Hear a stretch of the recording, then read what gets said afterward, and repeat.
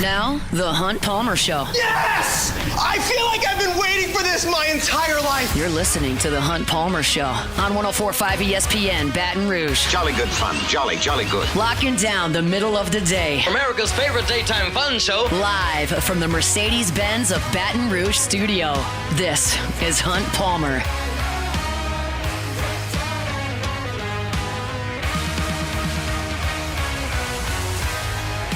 Welcome in. Hunt Palmer coming to you from Mercedes-Benz of Baton Rouge studio downtown in the capital city on this Tuesday. That means we're brought to you by Plucker's Wing Bar. Hope your work week's off to a good start. Got Jacob Beck and Cassie Spazzali back there on the ones and twos. You had the day off yesterday, back at the grind today. We'll get you through it. We were here yesterday too, but we're here again today, and we're presented by Pluckers. Brian Kelly just met with the media. We'll have some reaction to that coming up in hour number 2. Pete Fiutak of College Football News going to join us to talk all things college football coming up in 15 minutes. Glenn West in his normal Tuesday spot at 1:30. Sharie Isack talking Saints. They got a game coming up this Sunday against Carolina, so we'll talk to Sharie an hour and a half from right now about the black and gold. So let's get off and running here on this Tuesday. I want to talk about Garrett Nussmeier to start the show today. Obviously, a lot was made of his first regular season start, becoming the heir to this LSU offense that Jaden Daniels piloted for the last couple of years. And I'll say that when watching the game, and I tweeted this out, so this is there's a timestamp on it. You can go back and look. In watching the game, I thought he played well. I thought he really did a good job. And so what I wanted to do is go back and check by the numbers, and then kind of document some of the mistakes that he made as far as incompletions and see where the potential issues were. And the story is not altogether different than what it felt like watching in real time, but I did want to apply some numbers to it because objective things translate pretty well. And clearly he got off to a sizzling start. He completed 12 of his first 14 throws. He completed 19 of his first 22 throws. Like, his completion percentage was over 80% until his last 3 throws were incomplete. Now, the last 3 throws were really consequential. They were 2 throws down there trying to score to win the game, and then the interception that ultimately ended the game. LSU had 8 seconds to go all the way down the field and score. I don't think that was going to happen anyway. But before the last 3 were incomplete, he was over 80% completions. For the day, he was 29 for 38 for 304 yards and 2 touchdowns. That's a good stat line. Now, I was able to go into the stat sheet and chop up the throws by distance. And LSU did, as you would expect, a lot of business near the line of scrimmage. Throws at or behind the line of scrimmage, LSU threw 8 of those. He was 7 of 8 on those for 45 yards. Same story on throws between 0 and 5 yards. He was 12 of 13 for 82 yards. So on throws shorter than 5 yards, you're talking about 19 of 21 for a total of 127 yards. That's where a lot of LSU's passing game was being deployed. And a lot of people were irritated by that. You want to stretch the field. You want to let Nussmeier push the ball down the field. And I understand that. But there was an efficiency to what LSU was doing that was working. They were rolling up yards. Now, when you get into the red zone, you got to cash them in. They didn't do that on the first drive. They didn't do that on the drive where they settled for 2 field goals.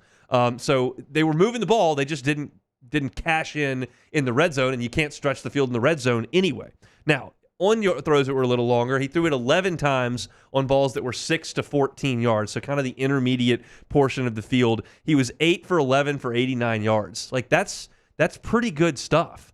And then for deeper passes that were greater than 15 yards down the field, he was 4 of 8 for 101 yards, so not as accurate as you would expect when you try to push the ball down the field. But they did throw 8 passes 15 yards or further down the field. Now, I looked at his incompletions and wanted to kind of dissect those, and there are only 9 of them, so it was pretty easy to do. And if you want to read this, you can read it up at louisianasports.net. I put this together and did that.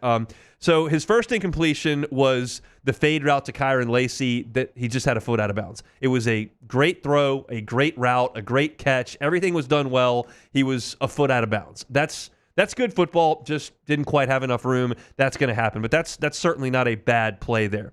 Then you had an incompletion on the 4th and goal play, obviously. That really wasn't play design, that was LSU didn't pick up a blitz. I don't know what the protection was supposed to do, but it was an A-gap blitz. You had Chester and Dellinger in the A-gap. They split, and the pressure got right into Nussmeier's face. He basically just threw it away. Maybe you want him to throw a little bit of a ball that LSU could theoretically catch, but you don't want to risk a pick six going back the other way. It was just a busted play on the protection side of things. So there's one of your incompletions. The next one, the third incompletion of the game, came on that seam route to Mason Taylor, where he it just got tipped by the linebacker, and Taylor couldn't catch it. I think y'all remember that play. It was a good route, good concept. It was a good read, and it was a throw that was probably 3 inches too low, but Taylor wasn't able to corral it. So there was a lot of good on that play, but it ultimately was an incompletion. So that's your first 3 incompletions.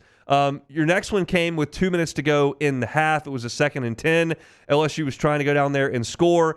Xavier Thomas and Mason Taylor both ran hitch routes on the right side of the formation, and Garrett Nussmeier just misfired. This is the first throw of the game where he just missed. And he only did that really twice in the game. One was massively critical, but that was one misfire that he had in the game trying to hit Thomas on a stop route. Then your next one came in the third quarter with 5 minutes and 52 seconds to go. John Emery Jr. hit a big run. Then in the next play, Nussmeier retreated, and he threw kind of in the direction of Lacey, who was double covered, but the ball went out of bounds. It was kind of a play where he bailed out of it, and that's the small critique I have of Nussmeier on a couple of throws in this game. He just kind of got on his back foot and launched it, and in this sense, there was a little bit of pressure, but not a ton. And then a later one, there really wasn't pressure, and he still bailed out of it. He's got to learn to stand in there and deliver the ball if everything's not exactly the way that he wants it. And I think that just comes with experience. He hasn't played a lot. That's just a fact. And it's different in there in the game than it is in practice when they can't hit you, clearly. So I think that's just going to come from experience. The next one came with just into the fourth quarter. It was 2nd and 6. LSU had the ball in the 43, and USC brought 7 on a rush, but LSU's offensive line picked it up. And Nussmeier still backed up and kind of launched it downfield. It went over Trey'Dez Green's head way down the field. He basically just threw it away and gave up on the play, and LSU picked up the pressure. I thought that was a little bit of a gun-shy deal, and that's what we're talking about. Same deal. That happened twice where he got pressure or didn't get pressure and felt it and kind of gave up on the play. So that was another incompletion. And then you've got the last 3 that were the last 3 throws of the game. And this was, to me, the biggest miss of the game. It was in the fourth quarter, 2nd and 8, down there on the 14-yard line. LSU called a timeout for the 2-minute warning, gave LSU a timeout. They come in, they call a read option. Nussmeier boots to the right. Aaron Anderson's right there in the flat. There's nobody near him, and he throws it low and left. And if Anderson catches that ball in stride, he may be able to turn it up the field, get a first down, or score. At very least, if that ball is on target, you're talking about 3rd and manageable. At very least, you're talking about 3rd and 2 or 3. That's being conservative. It could have been better than that. That was his worst throw of the game. So you pair that one with the misfire on the hitch route in the first half. Those were the only 2 throws he made all day where he committed to a route, saw a guy, and just made an inaccurate throw. It only happened twice in the game. And then you've got the desperation play on where he throws the interception.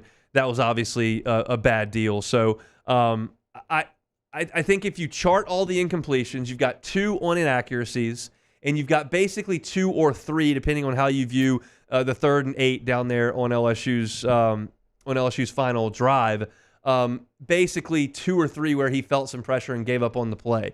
But you're talking about 35, 38, 39 dropbacks where you can really only critique like 4 of them. That's a pretty good output from Garrett Nussmeier. Like, you're talking about a stat line when the dust settled where he finishes the night. I'm looking for it. Where's the whole box score? But there it is. 29 for 38 for 304 yards. And then he throws for 2 touchdowns. The pick, I don't really care. Like, it's desperation. They're in a big prevent bubble, and Mason Taylor didn't really turn around. Whatever. That play was inconsequential. The stuff that did matter, 29 for 38 for 304 and 2 touchdowns with only 3 or 4 dropbacks that weren't good. That's about as good as you can play in terms of what they asked him to do. Now, if you think they need to extend the ball down the field, push the ball down the field a little bit more, I can get on board with that, and I think you will see that. But the key is that you don't want to toss him in there and ask him to do something that he's not completely comfortable doing in his first career start. It wasn't like there was a ton of pressure on LSU to go get a lot of points really quickly. You come into the game in the SEC championship game against Georgia, and you're down 3 or 4 scores, and it's just like, all right, let's just go sling it. That's one thing. You're in a 1-score game against USC, and your defense is playing pretty decent. There's no need to force the issue too often. I thought that they moved the ball, they created scoring opportunities, they just didn't do a good enough job in the red zone of capitalizing on those scoring opportunities, and that's why you only ended up with 20 points in the game. I think Garrett Nussmeier will grow and develop as the season moves on. I think Joe Sloan will get more comfortable calling plays as the season goes on. That's another piece to this scheduling a tough game in the opener is you don't really know what you have, and they decided to go with a more conservative passing approach. And I thought it worked to an extent moving the football, but it didn't necessarily pay off when they got into the red zone. So that whole breakdown of Garrett Nussmeier's day statistically and some of those incompletions is all posted right now at LouisianaSports.net. If you want to go check it out, it is the cover story on the site right this very moment. It's a Tuesday edition of the Hunt Palmer Show presented by Pluckers. Come on by Pluckers this evening for sports trivia. 8:30. We'll have sports trivia. We'll be watching sports on TV. We'll be calling out questions. You can win gift cards. Drink some cold beers, eat some awesome wings. Always a fantastic time on Tuesdays out at the Nicholson location of Plucker. 8:30 is when we start sports trivia. We'll get you out of there before 10 o'clock most Tuesday evenings. So hope to see you out there. When we come back, Pete Fiutak talking all things college football on the Hunt Palmer Show. The Hunt Palmer Show.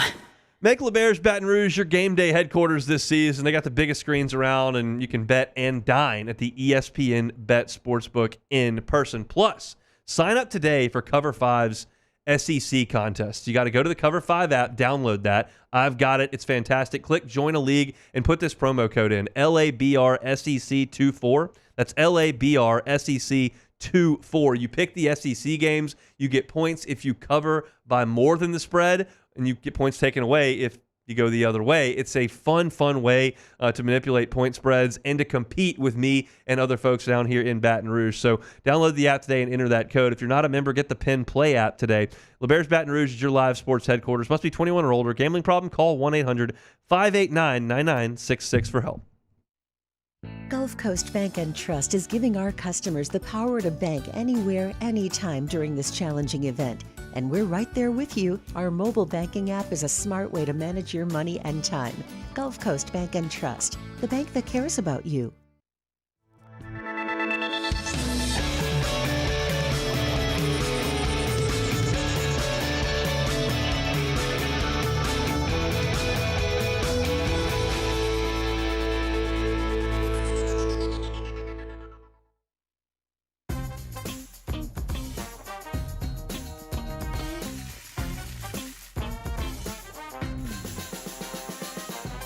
The best kept secret in town is out. Discover Tallulah at the Renaissance Hotel on Bluebonnet.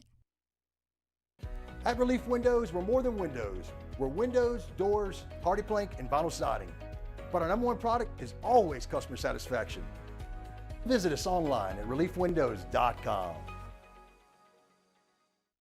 Gulf Coast Office Products is a nationally recognized Savin office equipment dealer based right here in Louisiana. Over 100 employees strong, Gulf Coast has the boots on the ground to support all vertical markets from education, engineering, legal, and finance. With the latest in office technology from desktop to production segment units, Gulf Coast and Savin have the perfect fit for you. Call 225-756-2644.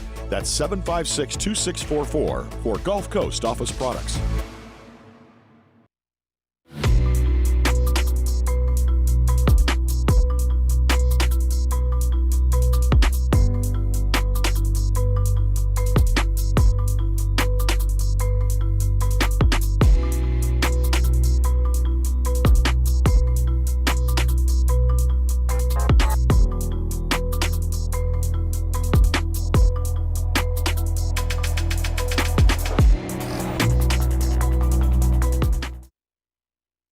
Electricity is all around us, and our families depend on it. Every day is sparked by the power of a cold drink or a warm meal, a movie night, and a comforting light at the end of a dark hallway. From sunrise to sunset, playtime to bedtime, our team is ready to take care of your electrical needs. Even in the case of an after-hours emergency, the light in your life shines brighter with Mr. Electric. Hey, it's Matt Moscona. For years, you've heard me tell you about Insurance Network of Louisiana, helping you find better coverage for less money. But it's not just for your home and auto. They also offer commercial property. So, retail stores, professional offices like doctors, dentists, attorneys, clothing boutiques. Insurance Network of Louisiana can find you better coverage for less money. They service the You're listening to The Hunt Palmer Show, brought to you by Plucker's Wing Bar.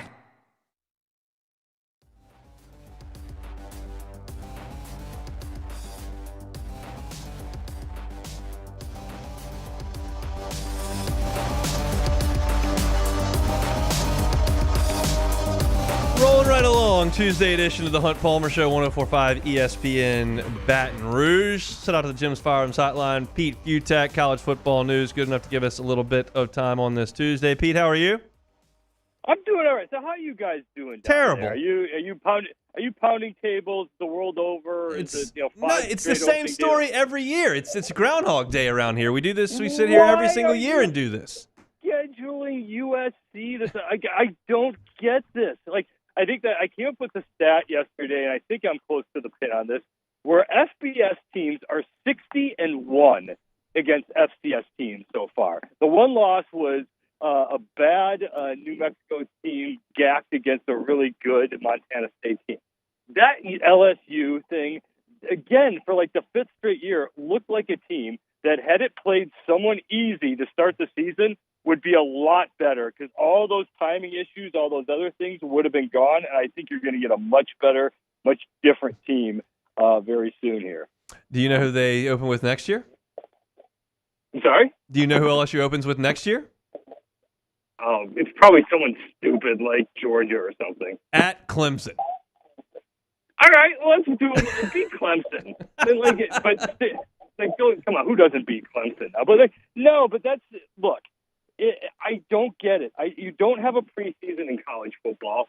I'm seriously when I say this is my 26th year of screaming that week 0 should be all FBS versus FCS teams.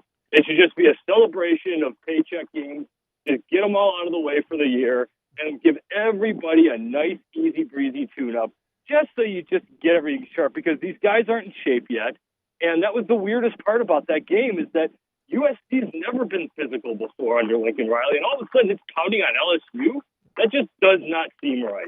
Yeah, LSU's got a little backwards. We go open the season somewhere, get beat, then come back and play an FCS team that nobody cares about and nobody can be happy about when they win. So it's just it's a bad sequence of events that's going on down here for the fifth straight year in Baton Rouge. But with all that said, look at the rest of your schedule. All you got to do is go 10-1 the rest of the way, and you're the 11th seed in the playoff. And you're LSU. If you can't go 10-1 the rest of the way against this schedule, you're missing Georgia. So start there. Merry Christmas. You don't get Texas. You don't get Tennessee. All right, you get Alabama at home with the off date. So what do you got? You have to win at Texas A&M. What do you got to win at Florida? You got to win at home against Oklahoma. You run the freaking table. Exactly, screw that. Go 11-1. Get that 60. So if you're good enough, if you're LSU, and you're supposed to be good enough to be national championship good, you can go 10-1 with this schedule, get the 11th seed in the college football playoff, and then take your cuts from there. What did you learn about LSU on Sunday? Again, not a lot, because first of all, the defense is a whole lot better. Yeah. So start with, forget the stats, forget the yards. It took some really awesome catches from USC and some real pinpoint throws from Miller Moss. But again, that was just one of those games where I kind of think, if that game was played week 3, it's a different story, because you don't have the timing penalties on the offensive line. You don't have the guys sucking wind on the defensive front. And that's kind of, not to pivot to this, but that's kind of what I was shocked about in last night's game with Florida State, is how stupid can you be when it's 90 degrees out and 1,000% humidity? And if you watched any game this weekend, like Notre Dame, Texas A&M, these defensive linemen are gassed by the fourth quarter. And so what did FSU do? They kept trying to throw these little 5-yard passes that weren't going anywhere, and they completely abandoned the running game. So I do think this LSU defensive line is going to be even better once they get their legs and their wind under them. Let's start with Florida, the Miami game. What do you think is the future there in Gainesville? I don't know. I was wrong. I was the champion of Billy Napier when he was at Louisiana and when he was at Arizona State. I thought he was going to be the next big thing, and he still might be somewhere. But, man, that thing just does not work. They just don't have a defense. And I don't want to start praising Miami and say, oh, well, Miami's a great big thing. But I really kind of thought that this was going to be when Florida sort of stepped up and said, okay, home game, we've been having to eat it all off season about how bad we are. Here's where we come out and make a big early statement at home, and nope. So, I mean, it's week one. You don't want to overreact too much, but it's not like Napier was on solid ground to begin with. And now, if you look at their schedule, as opposed to LSU's schedule, there's a lot there to not like. If you're going to play like that against the Miami, and now you still have to go to places like Tennessee, and you still got to deal with Georgia, and you got to go to Texas, and you have Ole Miss to deal with, and on and on and on. There's a lot of losses on that slate if they're going to keep doing that. A&M's on that schedule as well. They're 0-1 after Notre Dame went down there and won in College Station. What did you learn in that game? Exact same thing. They just got gassed. I mean, again, what are you doing scheduling Notre Dame to start the season? I mean, that is a team. First of all, Notre Dame's really good. So that defense is the real deal. But again, that's another team that needed Texas A&M Commerce to play, to start the season. There's somebody just to get your legs under them, because all of a sudden in the fourth quarter and the massive heat and humidity of College Station in that game, the big question mark going into that game was Notre Dame's offensive line.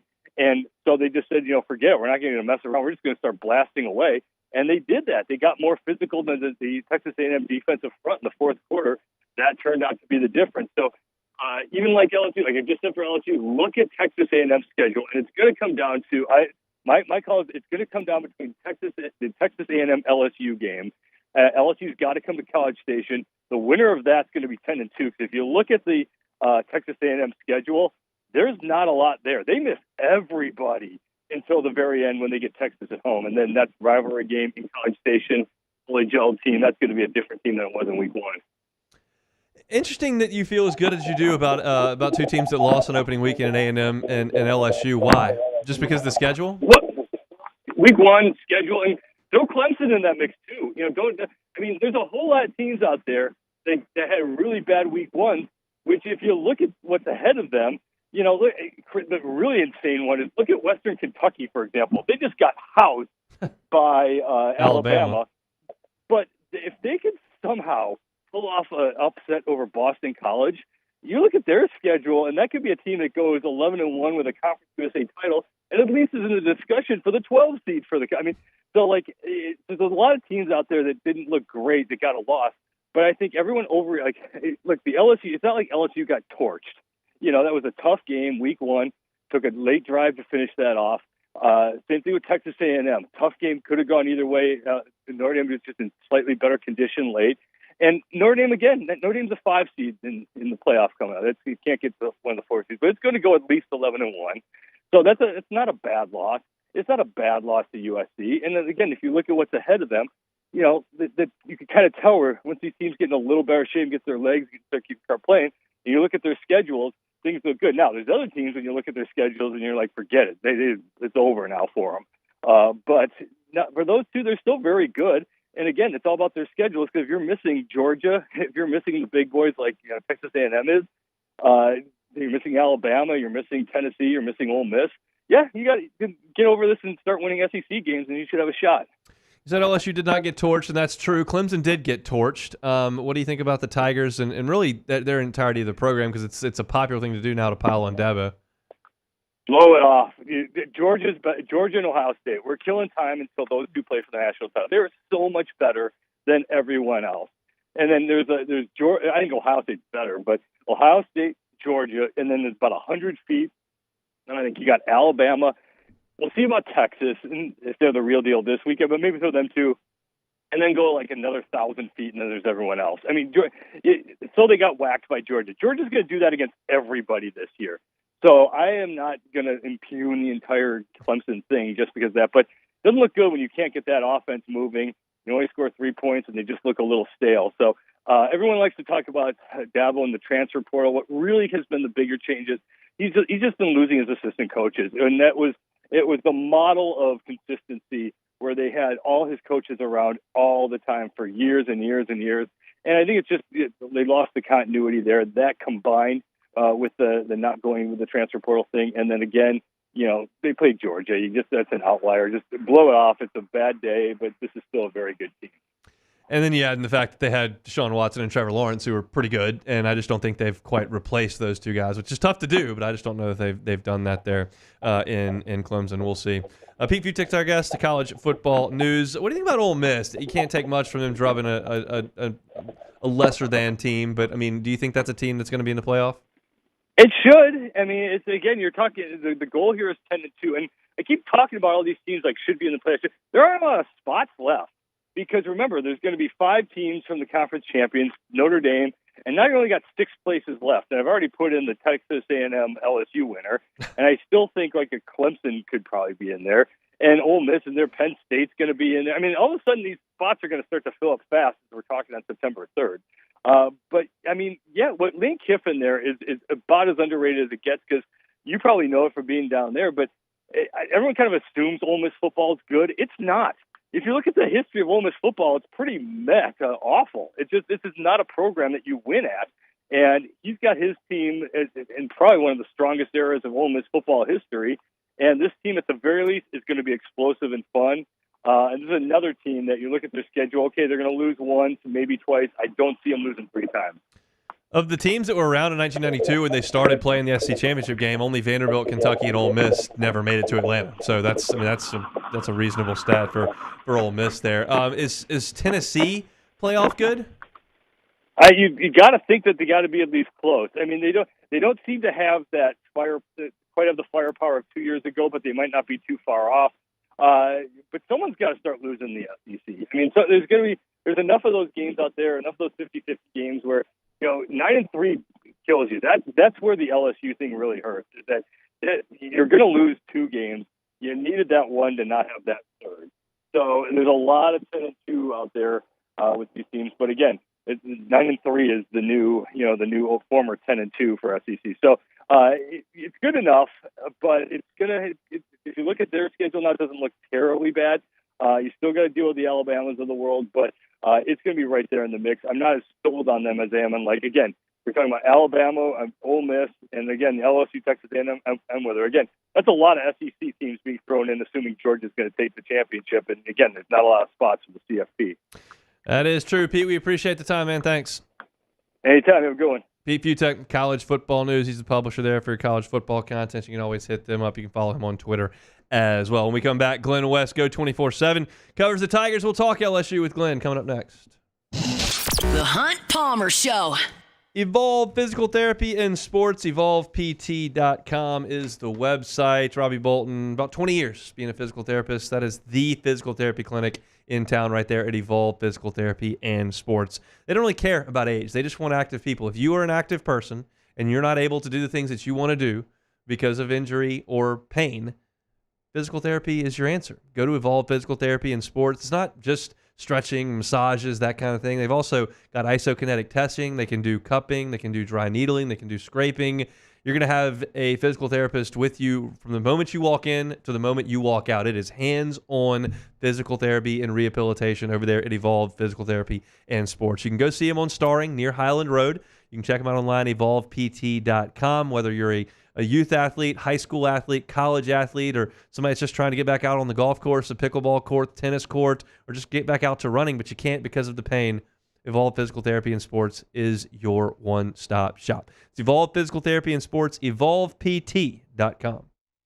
Bayou Chrysler Dodge Jeep Ram has back-to-school savings like $16,000 off 25 Ram 1500 trucks. We're open for business in our beautiful new showroom and taking $16,000 off. All new Bayou vehicles come with a complimentary extended warranty. The crew at Bayou Automotive is going to do right by you. Breck teamed up to reimagine your parks, and you imagined big. With your help, we went to work, creating 12 beautiful community parks across the parish. A family-sized water park, miles and miles of trails, and parks just for your dogs. There are more places to splash, to explore, to run wild, and even soar. You imagined, we delivered. Gold. Breck, your #1 park system in the nation. The Windsor Senior Living Community in Mandeville, Louisiana is a beautiful, vibrant apartment community geared toward seniors.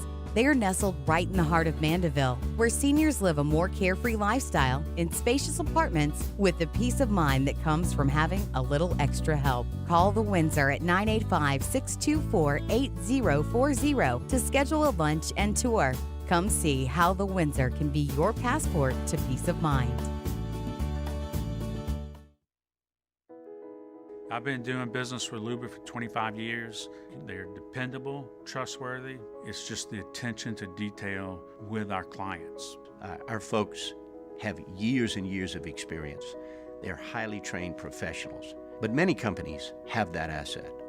What I'd like to think makes Luba a bit different is that we use those talents in a way that truly is dedicated to serving the needs of the folks who depend on us. Dylan Cruz here to tell you about Six Rings Baseball and Softball Camp. If you live on the North Shore and play ball, go to Six Rings Camps with former LSU assistant coach Dan Canaveri. His knowledge is second to none, and your child will improve and have fun doing it. Camps were held at Coquille Park and Six Rings Academy in Covington with 4 sessions over the summer. Full day and morning only sessions are available from ages 7 to 13. Go to sixringsbaseball.com or call 985-206-9096. Learn the game to love the game. When it comes to ending cancer, we push forward, always working together for you. That's why our cancer experts at Ochsner have clinically integrated with MD Anderson Cancer Center. This means advanced cancer care, including access to life-saving clinical trials and integrating care to treat the whole you. Introducing Ochsner MD Anderson Cancer Center. Long live you. Bayou Ford has the new inventory to get you in a new Ford truck or SUV today, or customize your next vehicle just the way you want it. All new Bayou Ford vehicles come with a 1 million mile powertrain. This is the Hunt Palmer Show, brought to you by Plucker's Wing Bar.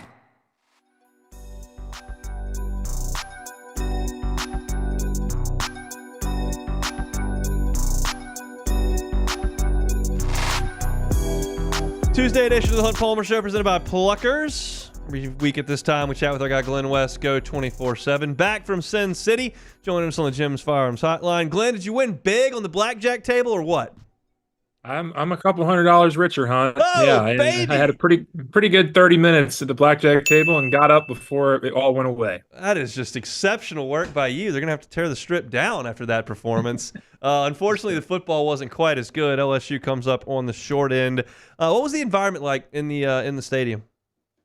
It was pretty electric, I must say. I mean, we got there about a couple hours before the game, and you just walking across the kind of the stadium there, it was a lot of purple, it was a lot of gold. The reports kind of before the game were that Mandalay Bay had run out of multiple alcoholic beverages in their hotel, so a lot of those fans were making their way over to the stadium and were ready to have a good time. And I thought for really the first half, it was a very entertaining game. The first 3 quarters, down to the end, it was a very entertaining game just watching from a bird's eye view. But certainly a lot of the costly mistakes there in the second half from LSU, kind of self-inflicted wounds throughout the entirety of the game. And here we are sitting talking about another game 1 loss. Brian Kelly talked today. Shay asked him about his decision to take the football and start games. What's your opinion on that? Yeah, I would certainly, want to defer in those situations. I understand Kelly's answer there. He wants to be aggressive. He wants to set the tone early.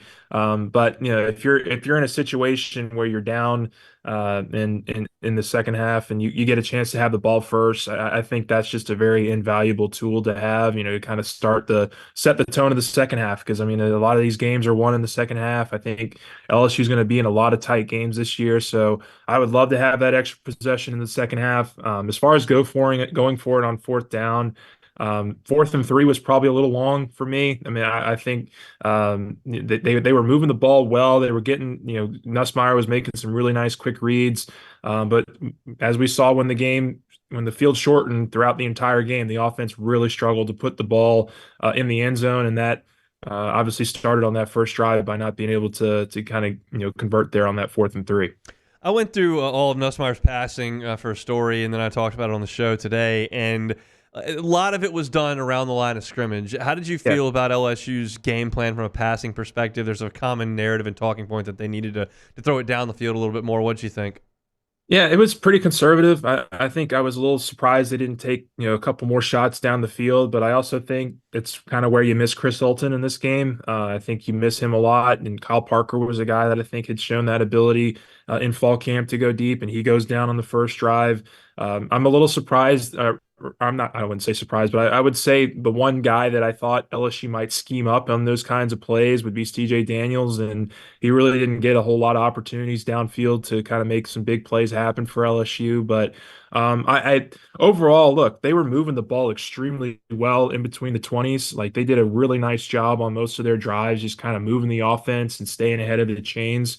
It really came down to when they got inside the 20 that they just were not able to have the kind of success that you need to win a tight game like that. So, as far as game plan goes, I don't have a problem with them being more conservative. I thought it was really good to kind of ease Nuss into that game and kind of, it's a second start as a quarterback. So easing him in with those short, quick reads and, continuing to move the chains, not get, put in precarious situations, I thought was a really smart move. And unfortunately, when they got down inside the 20, they just were not able to have the same kind of success.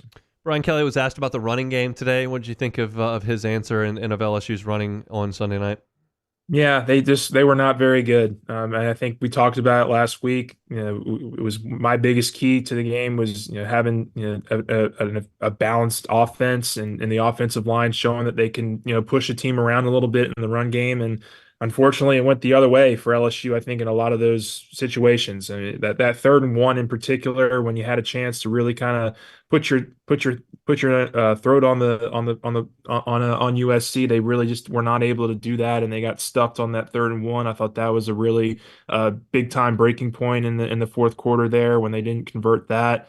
I think it was just indicative of kind of a run game plan overall that was very inside heavy. I mean, we'd heard all off season about how they were implementing more outside zone stuff. And I thought the most creative run they had on the entire evening was Xavier Thomas. They put in motion and they put him in the backfield on the play.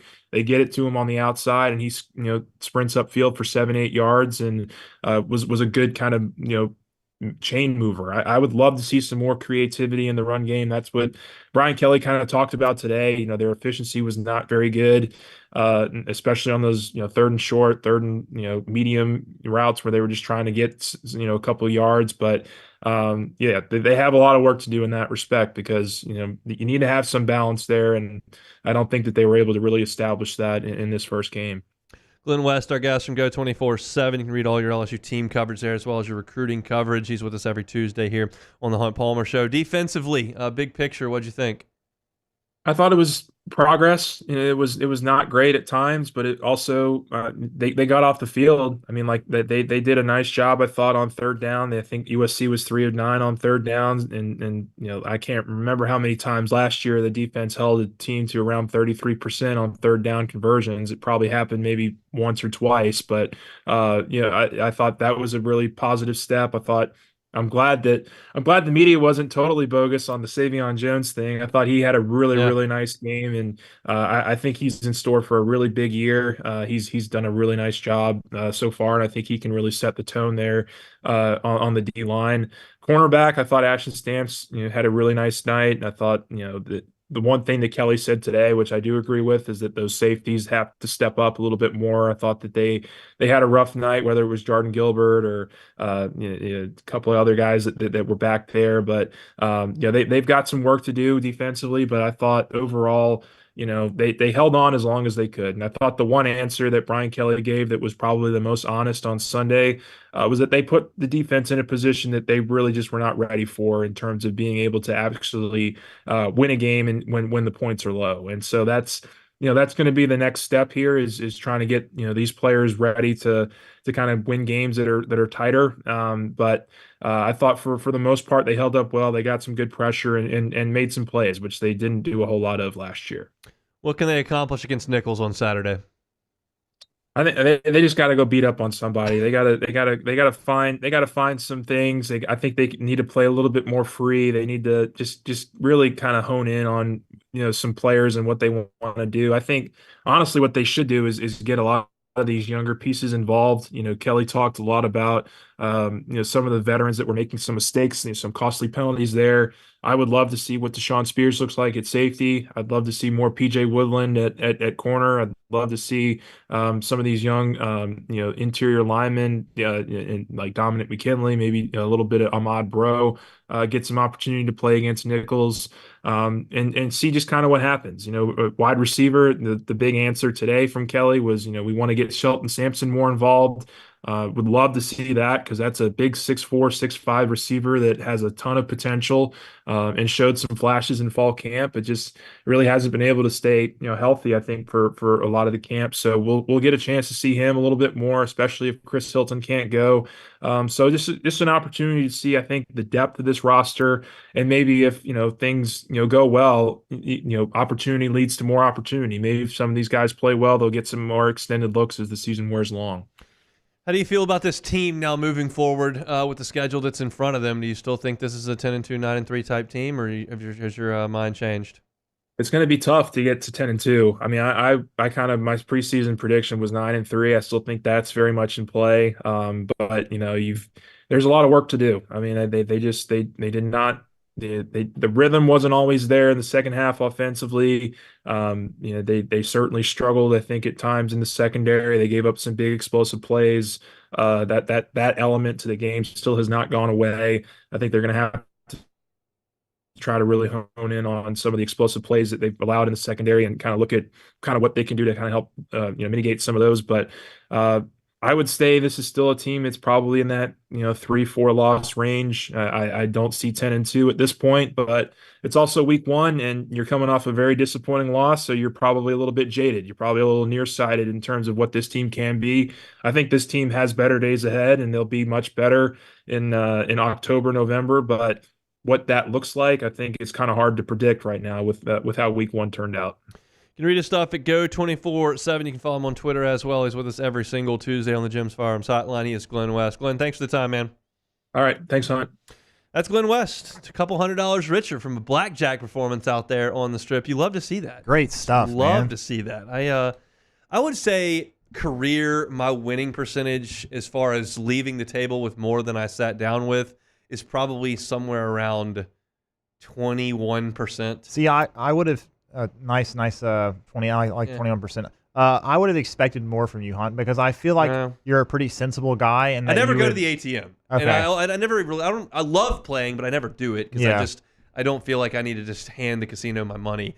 But I usually go. It's usually $100, and it usually lasts for an hour and 20 minutes, and it's usually close to gone or gone. That's generally what happens. Well, it makes sense to me that you're very rigid in terms of not going to the ATM. However, I would have expected though that you would be I just thought you would be more efficient.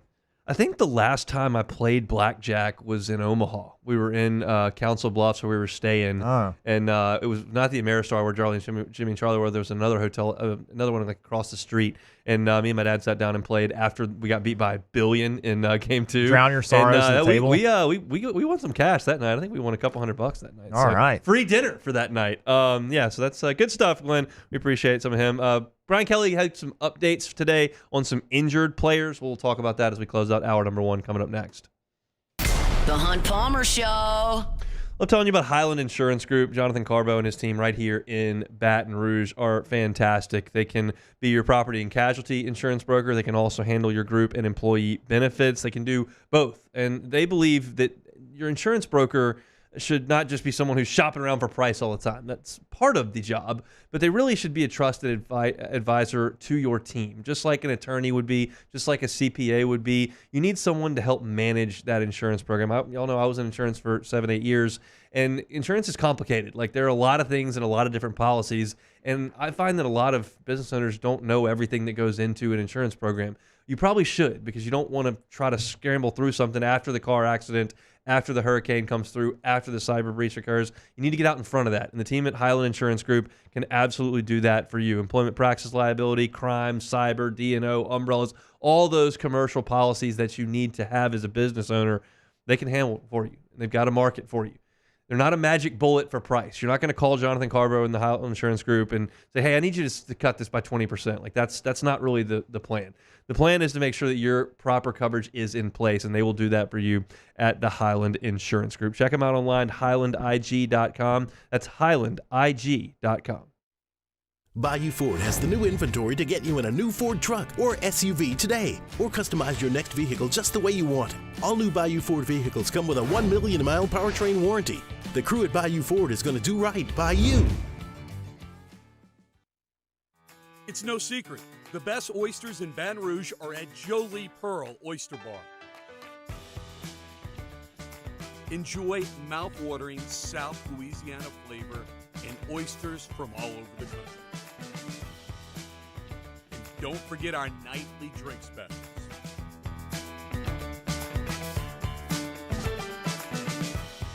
Jolie Pearl Oyster Bar, located in downtown Baton Rouge.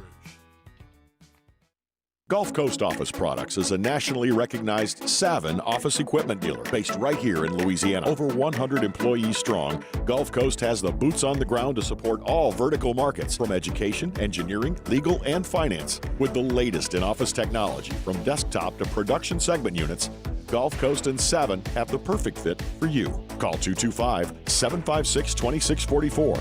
That's 756-2644 for Gulf Coast Office Products. Electricity is all around us, and our families depend on it. Every day is sparked by the power of a cold drink or a warm meal, a movie night, and a comforting light at the end of a dark hallway. From sunrise to sunset, playtime to bedtime, our team is ready to take care of your electrical needs. Even in the case of an after-hours emergency, the light in your life shines brighter with Mr. Electric. Hey, it's Matt Moscona. For years, you've heard me tell you about Insurance Network of Louisiana, helping you find better coverage for less money. But it's not just for your home and auto. They also offer commercial property. So, retail stores, professional offices like doctors, dentists, attorneys, clothing boutiques. Insurance Network of Louisiana can find you better coverage for less money. They service the entire state of Louisiana, and they're local. So call today at 293-0450 or lainsurance.net. Jerry and Benny Payne began Central Plumbing Company out of their driveway in Tanglewood Subdivision. 50 years later and 4 generations down the road, we continue to serve Baton Rouge and the surrounding areas for all of their plumbing needs. Residential, commercial, industrial, or hospitality, Central Plumbing is here 24/7, 365. We want to thank our customers, family, and friends for 50 years of success. And looking forward to 50 more.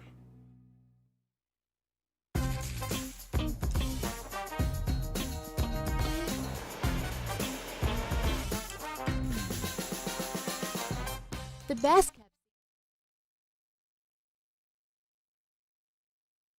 You're listening to The Hunt Palmer Show, brought to you by Plucker's Wing Bar.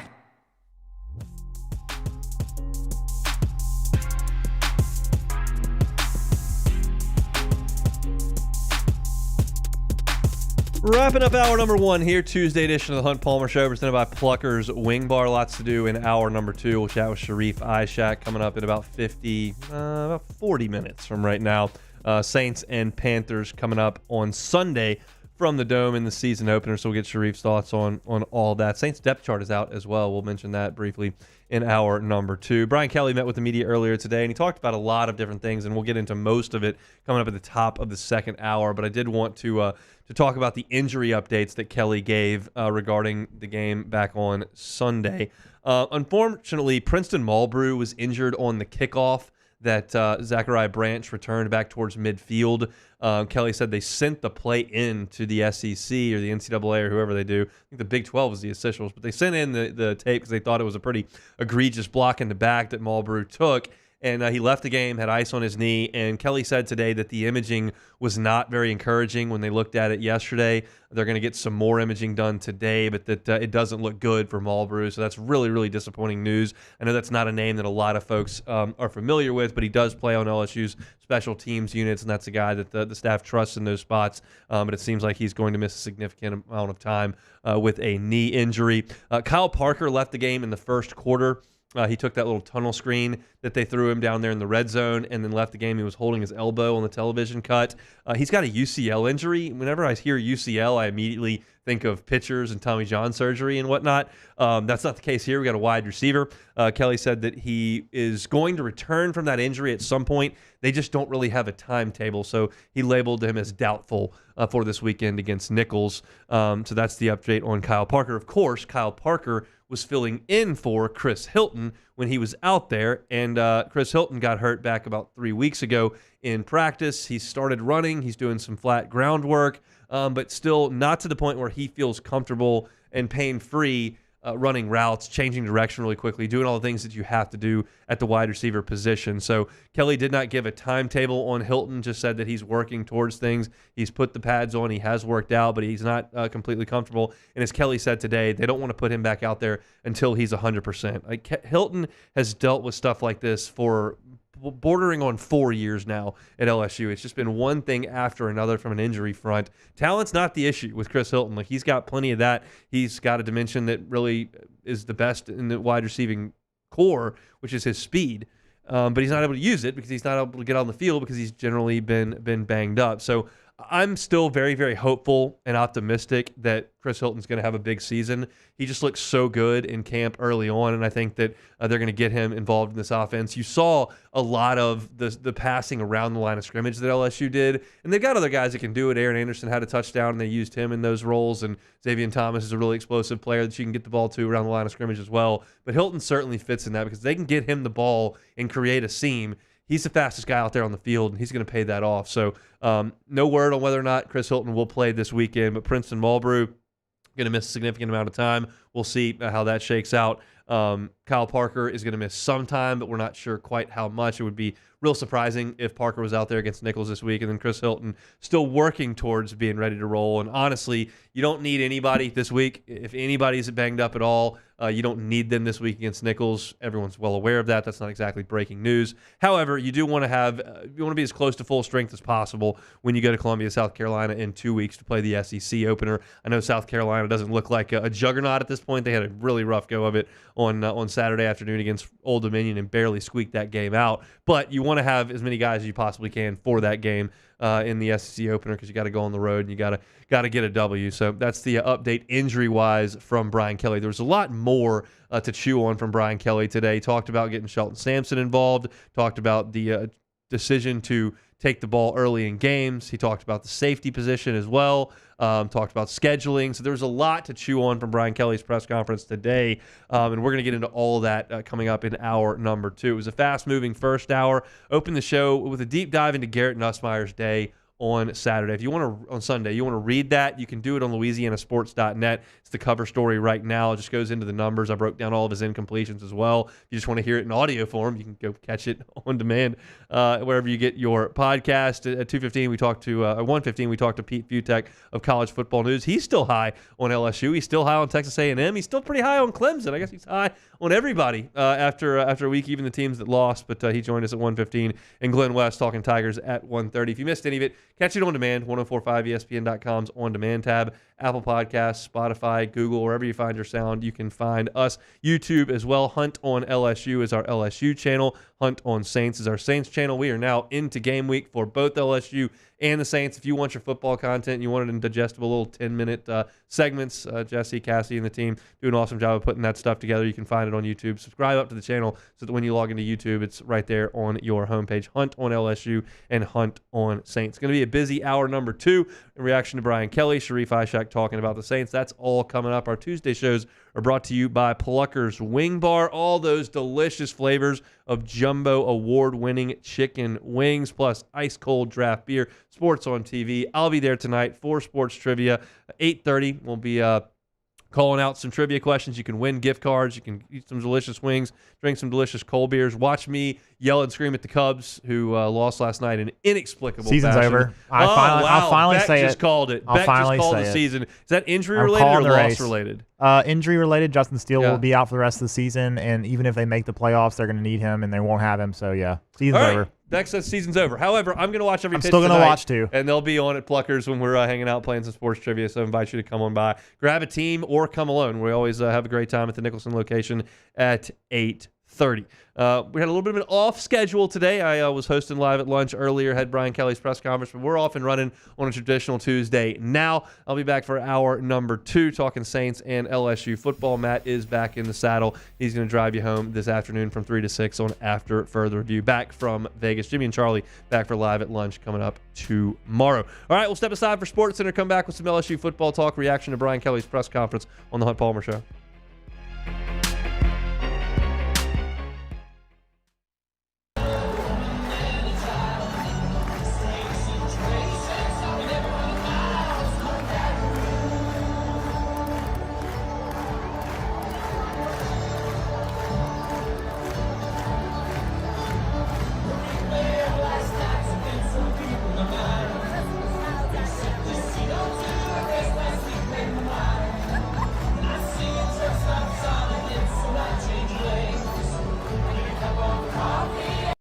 Bayou Chrysler Dodge Jeep Ram has back-to-school savings like $16,000 off 25 Ram 1500 trucks. We're open for business in our beautiful new showroom and taking $16,000 off. All new Bayou vehicles come with a complimentary extended warranty. The crew at Bayou Automotive is going to do right by you.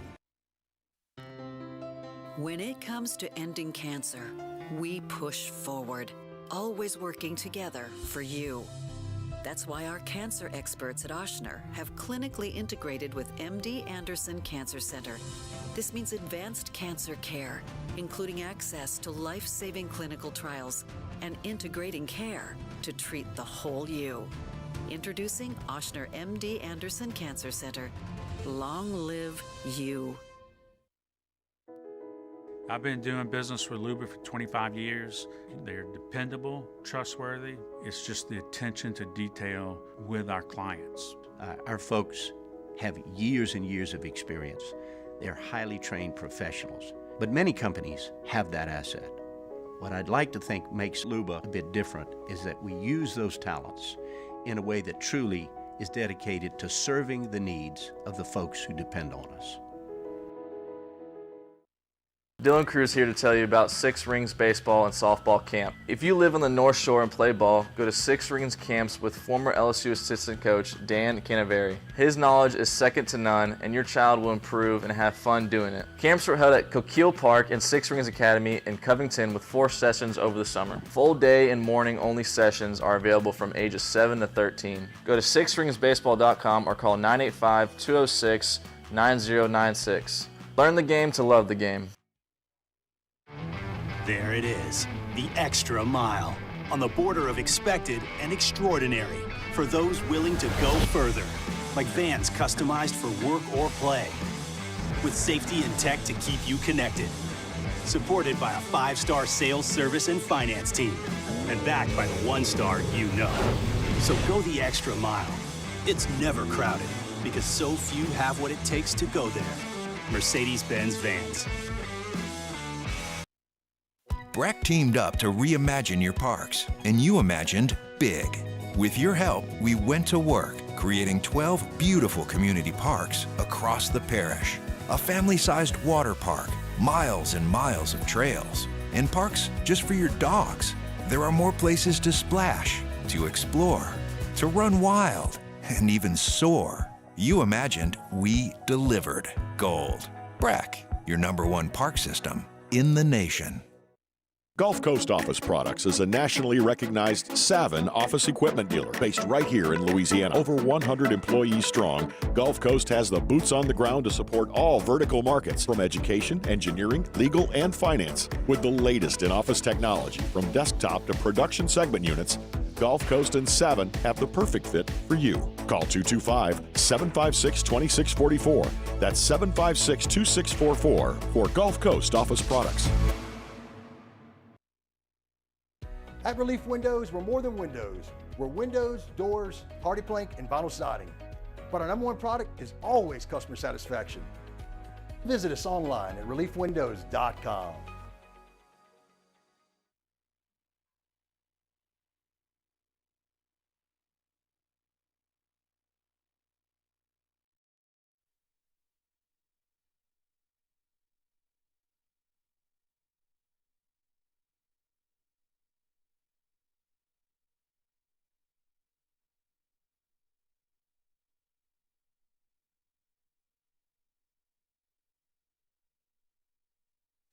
Now, the Hunt Palmer Show. Yes! I feel like I've been waiting for this my entire life. You're listening to the Hunt Palmer Show on 104.5 ESPN Baton Rouge. Jolly good fun. Jolly good. Locking down the middle of the day. America's favorite daytime fun show. Live from the Mercedes-Benz of Baton Rouge studio. This is Hunt Palmer.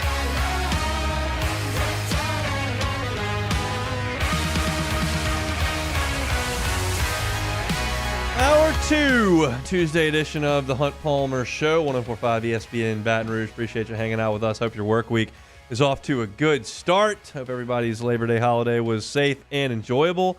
I left the show yesterday and went to the pool. I enjoyed it. Had a margarita. It was delightful out there. Didn't bring the kid to the pool that time. Wife had him at some tumbling thing. So it was just some nice afternoon time. Kind of felt like a holiday, even though I came into work the morning and then did the show in the afternoon. Double dip today. Live at Lunch crew was not here, so I was here doing some of their heavy lifting in the morning window. And I'll just be candid, Beck. I'm not here to deceive the listener. I'm here to be upfront. I'm here to be transparent. As you are usually. Yeah. This segment is going to be exactly the same as the segment I did at the end of Live at Lunch after Brian Kelly was done. It was a different radio show, but I was sitting in the same chair talking to the same mic, and it's on the same station. So if you were listening to this station an hour and a half ago, you're going to get something very similar to what you had an hour and a half ago. Generally speaking, the audience turns over a good bit every 30 minutes, but some of you lock us in for the entire day. I appreciate you for doing that very, very much, and I apologize that we're doing the same type deal, but for those that are listening to the Hunt Palmer Show and want to hear what Brian Kelly had to say, you're going to hear Hunt Palmer talk about what Brian Kelly had to say, and he did that in Live at Lunch earlier. So apologies for those of you that are locked in for a large amount of time during the day, but we're going to get to what Brian Kelly had to say, some of the highlights from his press conference. One thing that stuck out to me, because it was something we all predicted. I gave my bold predictions for the season back 2 weeks ago, and one of the things I said was Deshaun Spears will start 6 or more games for LSU. That was one of the predictions. Well, Kelly didn't say that today. What he did say is that we've got to get more production out of the safety spot. He didn't name any names. He didn't give specifics. He didn't point to examples. He used very general terms when he just said, we've got to get more production from the safety spot. Now, if I want to dig deeper into that, what I read is, okay, we understand who Jordan Gilbert is. We understand what he was at Texas A&M, and he was out there on Sunday. We understand what Jordan Allen is. He's a sophomore, redshirt freshman on this team, and he's been out there, and those have been our two guys for the duration of camp. But we might need to look elsewhere for more production, and when you look elsewhere for more production, you see Deshaun Spears, you see Kylan Jackson. You see two guys from the state of Louisiana that are big and physical and just haven't really played. And those guys are going to get an opportunity against Nichols.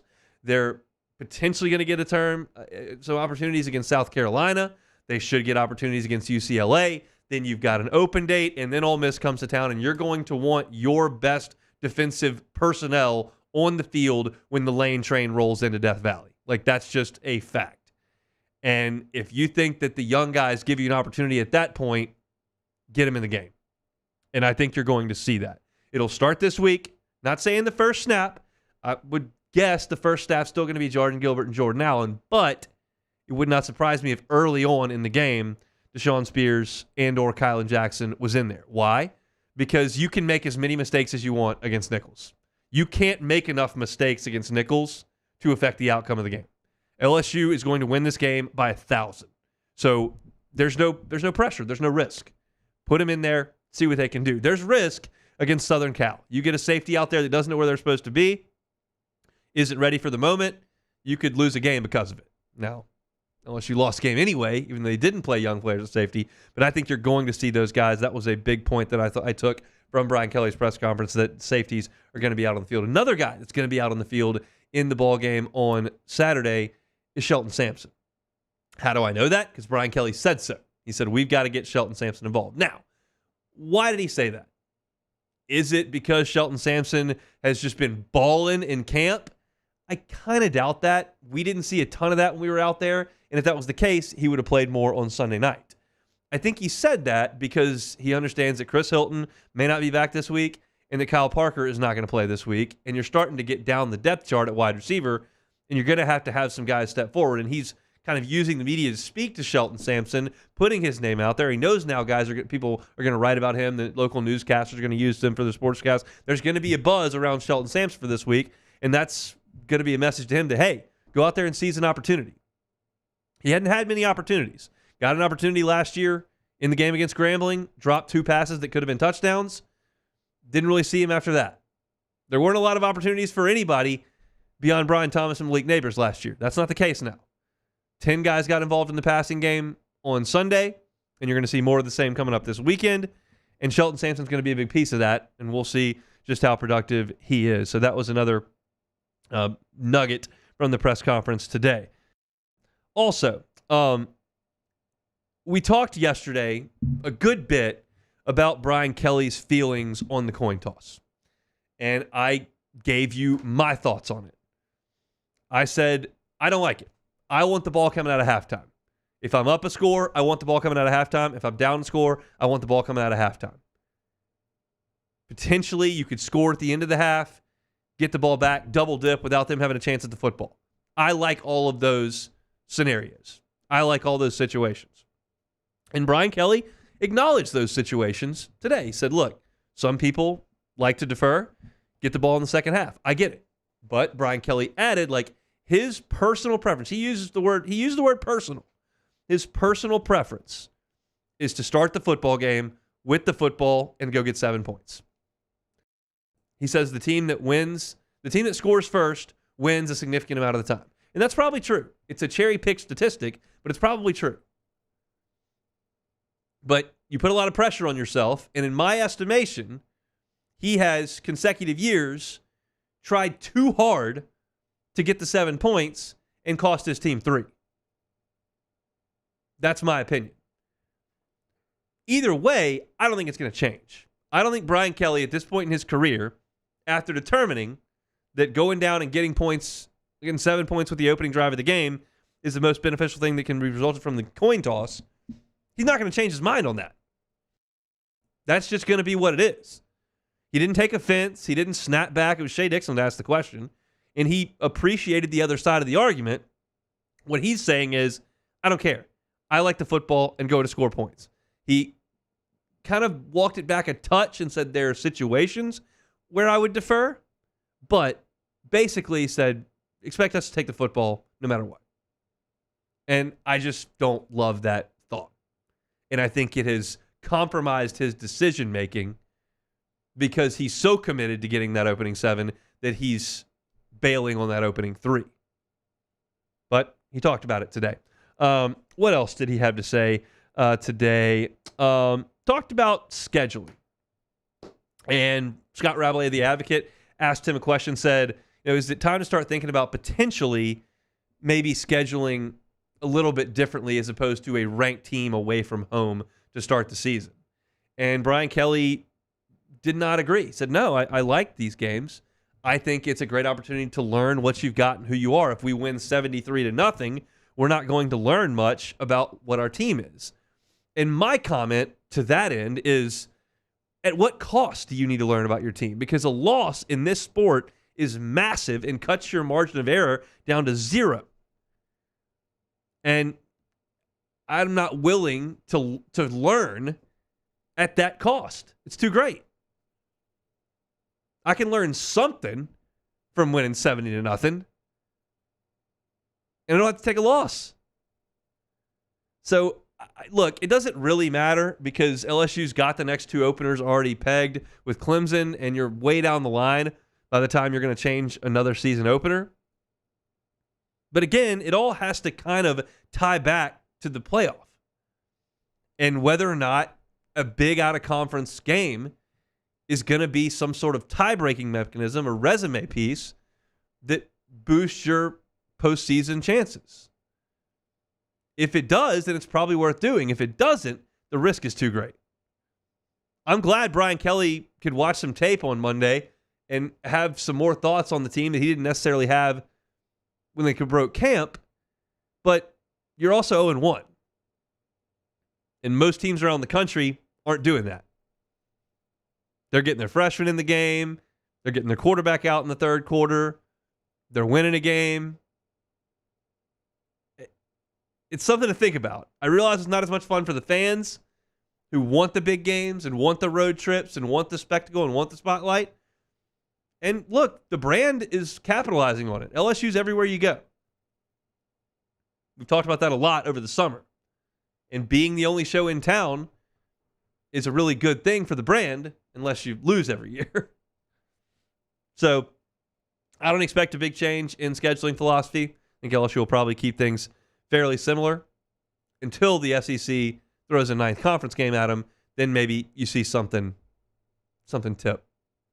But that's my thoughts on Brian Kelly's update from today at the podium. He'll meet with reporters again on Thursday. He'll also have his weekly radio show on Thursday night as well. LSU and Nichols Saturday night in Death Valley, a 6:30 kickoff. All right, we'll take a time out. When we come back, we'll talk some Saints depth chart. Get Sharie in 20 minutes. It's the Hunt Palmer Show. The Hunt Palmer Show. One Bath and Closets. OneBathAndClosets.com is the website. David Duvall and his team, 30 years redesigning and remodeling bathrooms and closets. Maybe you locked in a really good interest rate a couple of years ago. You don't want to move because you want to keep that interest rate right where it is, but you could use an upgrade to the living situation. How about a brand new custom bathroom? How about a brand new custom closet? David Duvall and his team start with that free consultation. Start with a questionnaire. What do you have? What do you want? And they get a sense of what they're looking for.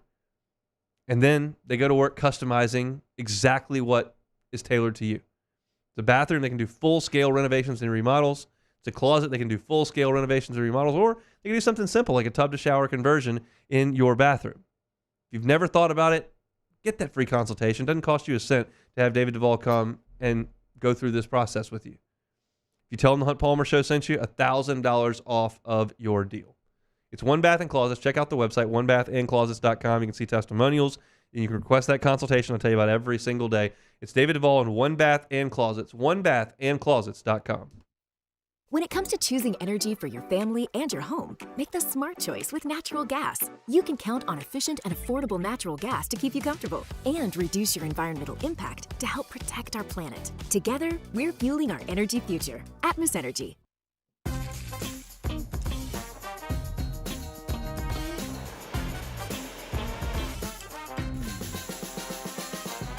The best kept secret in town is out. Discover Tallulah at the Renaissance Hotel on Bluebonnet. Electricity is all around us, and our families depend on it. Every day is sparked by the power of a cold drink or a warm meal, a movie night, and a comforting light at the end of a dark hallway. From sunrise to sunset, playtime to bedtime, our team is ready to take care of your electrical needs. Even in the case of an after-hours emergency, the light in your life shines brighter with Mr. Electric. Hey, it's Matt Moscona. For years, you've heard me tell you about Insurance Network of Louisiana, helping you find better coverage for less money. But it's not just for your home and auto. They also offer commercial properties, so retail stores, professional offices like doctors, dentists, attorneys, clothing boutiques. Insurance Network of Louisiana can find you better coverage for less money. They service the entire state of Louisiana, and they're local. So call today at 293-0450 or lainsurance.net. Jerry and Benny Payne began Central Plumbing Company out of their driveway in Tanglewood subdivision. 50 years later and 4 generations down the road, we continue to serve Baton Rouge and the surrounding areas for all of their plumbing needs. Residential, commercial, industrial, or hospitality, Central Plumbing is here 24/7, 365. We want to thank our customers, family, and friends for 50 years of success. And looking forward to 50 more. There it is, the extra mile, on the border of expected and extraordinary for those willing to go further, like vans customized for work or play, with safety and tech to keep you connected, supported by a 5-star sales, service, and finance team, and backed by the 1-star you know. So go the extra mile. It's never crowded because so few have what it takes to go there. Mercedes-Benz Vans. I've been doing business with Luba for 25 years. They're dependable, trustworthy. It's just the attention to detail with our clients. Our folks have years and years of experience. They're highly trained professionals, but many companies have that asset. What I'd like to think makes Luba a bit different is that we use those talents in a way that truly is dedicated. This is the Hunt Palmer Show, brought to you by Plucker's Wing Bar.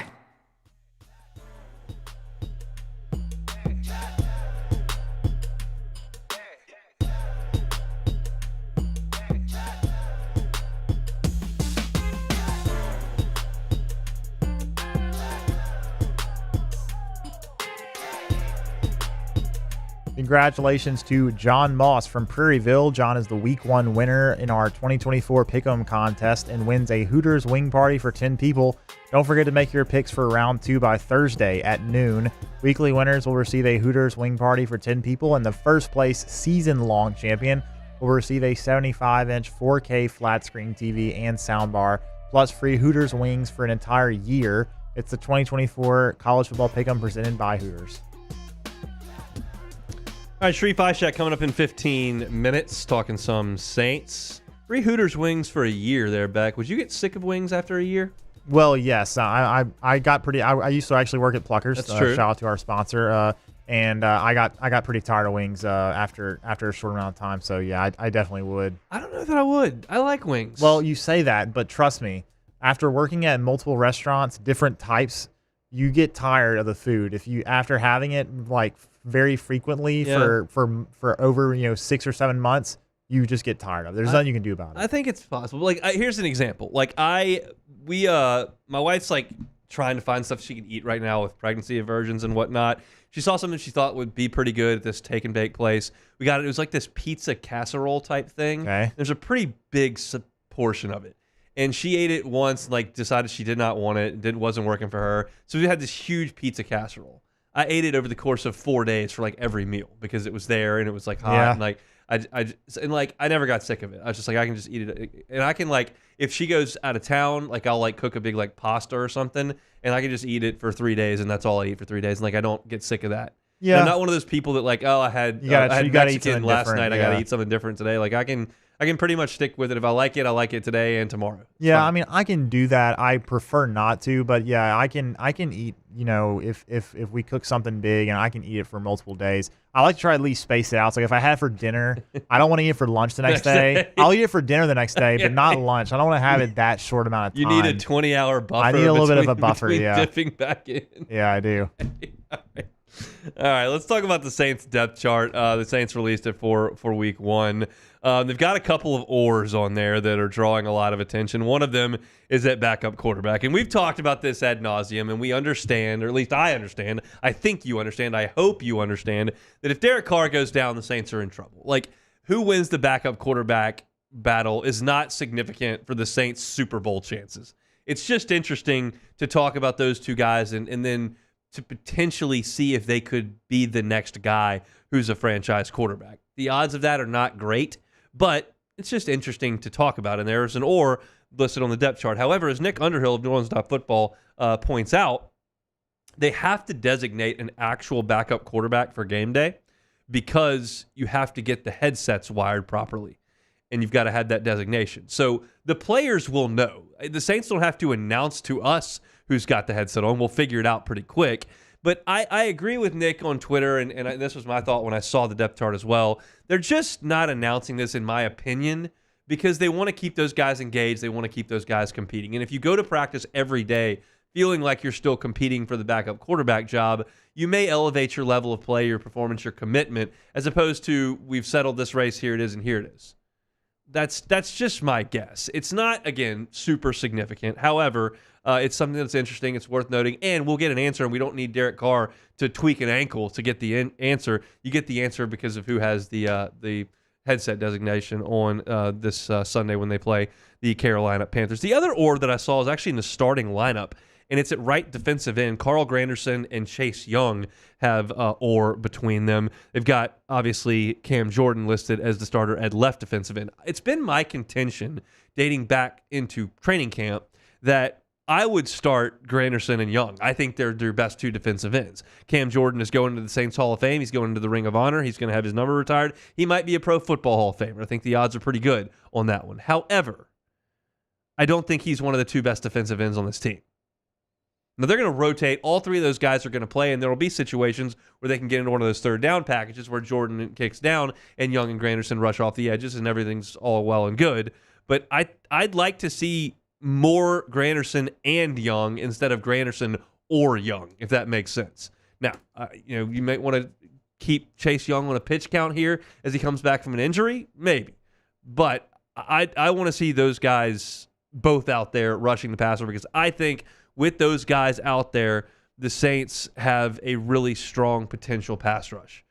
I think that Brzee is going to be really good on the interior as far as pass rushing goes. I think that Young and Granderson are really, really tough on the edges. I think Jordan may add a different dimension if you put him inside. He becomes where he's a below average pass rusher on the edge now. He's probably an above average pass rusher from the defensive tackle spot because he's been a great pass rusher in his career, and it's just a different spot. But I want to see Young and Granderson out there on the field for sure. Looking at the other spot that I was curious about, Jordan Howden is listed as the starting strong safety. We know that the Saints cut Jonathan Abram, trying to bring him back, and they did onto the practice squad. I thought he might be the guy to start opposite Tyrann Mathieu because that went very well in the late games in last year's schedule. But instead, Jordan Howden wins that job. Will Harris is the reserve, and J.T. Gray is listed as reserve as well, though we know that J.T. Gray is mainly a special teamer on this team. One guy on this depth chart that I don't think we've talked about at all training camp long, is Peyton Turner. Now, there's a reason for that, and it's because he has been hurt quite literally the entire time he's been in New Orleans. Just been injured from start to finish. You know that. I know that. The Saints know that. Peyton Turner knows that. But he's not injured right now. And every once in a while, he makes some plays in camp, and he shows that athleticism. He shows why the Saints targeted him early in the draft and made him a first-round selection. But is he going to be a factor on this team? And I just told you I want Granderson and Young out there, and Cam Jordan's listed as a starter, but maybe Peyton Turner can give you something. The only reason I'm even talking about this is because we haven't talked about it at all. Now, Beck, what's your level of optimism that Peyton Turner can be an impactful player for the Saints on this team? He's not listening to a word I'm saying, is he? Sorry, I was listening to Brian Kelly talk about the running backs. That's all right. You got other things to do, but I have a question for you. What is your level of confidence that Peyton Turner can contribute this year? I was noticing that we have not mentioned him at all. Yeah, we haven't. And I don't really know that anyone's talked about him at camp. It seems like he's just kind of been, I guess, in the background for the most part. We would expect that they would talk about him a little bit just because he's had such a tenuous time with the Saints. But I think the expectation, it just has to remain what it's been the last few years, which is just hopefully he can stay healthy. Hopefully he can actually play snaps. Yeah, that'd be good. And if he does, that maybe he can make a few plays and show some of the talent that the Saints drafted him for. Obviously, that has still not been seen in the time he's been with the Saints. But the expectation is just, for me at least, is just play, stay healthy, and show something. I'm not expecting you to go out there and have 8 or 9 sacks this year, but at least show us flashes that show us that you can be that kind of player, once Cam Jordan moves on, and so that's what I would want and expect. All right, looking at the rest of the depth chart, the last position I want to talk about was obviously right tackle. Trevor Penning is listed as a starter at right tackle. Oli Udoh is his backup on the official Saints depth chart from today. Now, another question for you, Bag. Last night had my fantasy football draft. Yep. Went a little bit later than we wanted to, but that's okay. I drafted late Taysom Hill. Yes. Is that a good option at tight end? I think having Taysom Hill on your fantasy football roster is, as long as you are getting him late, or maybe even I'm it was sure an auction, so it was like just for not a lot. Right. So I'm assuming in most cases that he's being drafted towards the back end of the draft, and he's probably being drafted in most leagues. I don't know what percentage he's being held, but I would say yes. I mean, he's just so versatile. He gives you so many chances to have him score. Yeah, and his run. Yeah, and run exactly. And so I guess obviously it also depends on the rules you have for your league, whether or not what positions, if certain positions get more points for certain things. But either way, I mean, Taysom Hill, I'd be interested to see how many touchdowns he's scored, just total touchdowns. I need Clint Kubiak to get creative in the red zone with some Taysom Hill packages. Yep. I think I'm going to start him in week 1. It's I have a quarterback that I actually did spend some cash on. It's the Bills tight end. Dawson Knox. Dawson Kincaid. Or Dalton Kincaid. Dalton Kincaid, who I actually did spend some cash on. But I think I'm going to start Taysom Hill because I think they're going to give him the ball in the red zone to run. Yeah. And do some direct snap stuff. And I think there's some touchdown.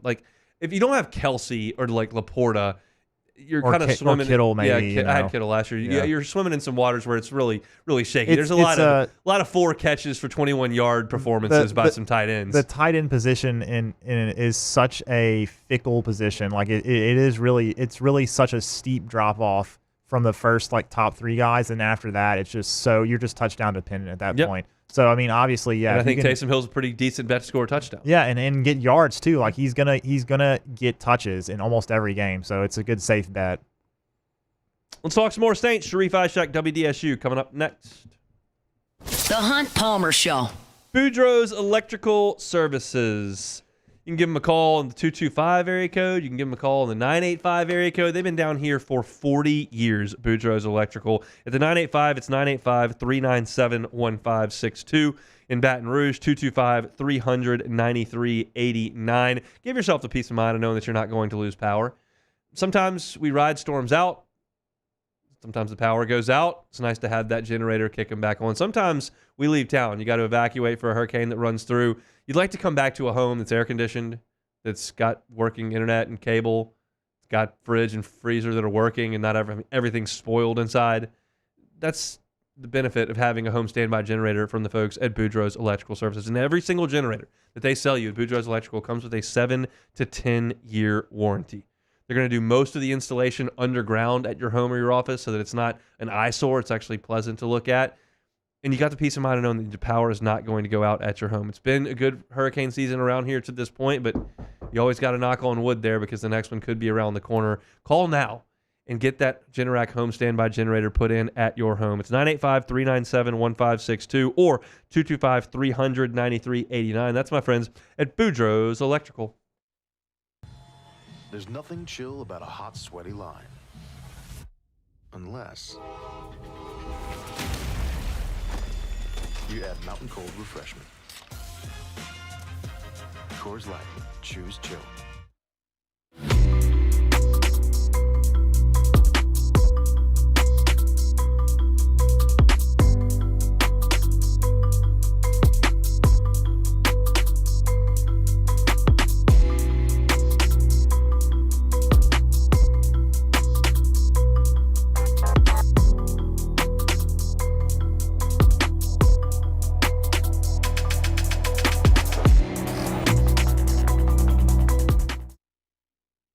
Dylan Cruz here to tell you about Six Rings Baseball and Softball Camp. If you live on the North Shore and play ball, go to Six Rings Camps with former LSU assistant coach Dan Canaveri. His knowledge is second to none, and your child will improve and have fun doing it. Camps were held at Coquille Park and Six Rings Academy in Covington with 4 sessions over the summer. Full day and morning only sessions are available from ages 7 to 13. Go to sixringsbaseball.com or call 985-206-9096. Learn the game to love the game.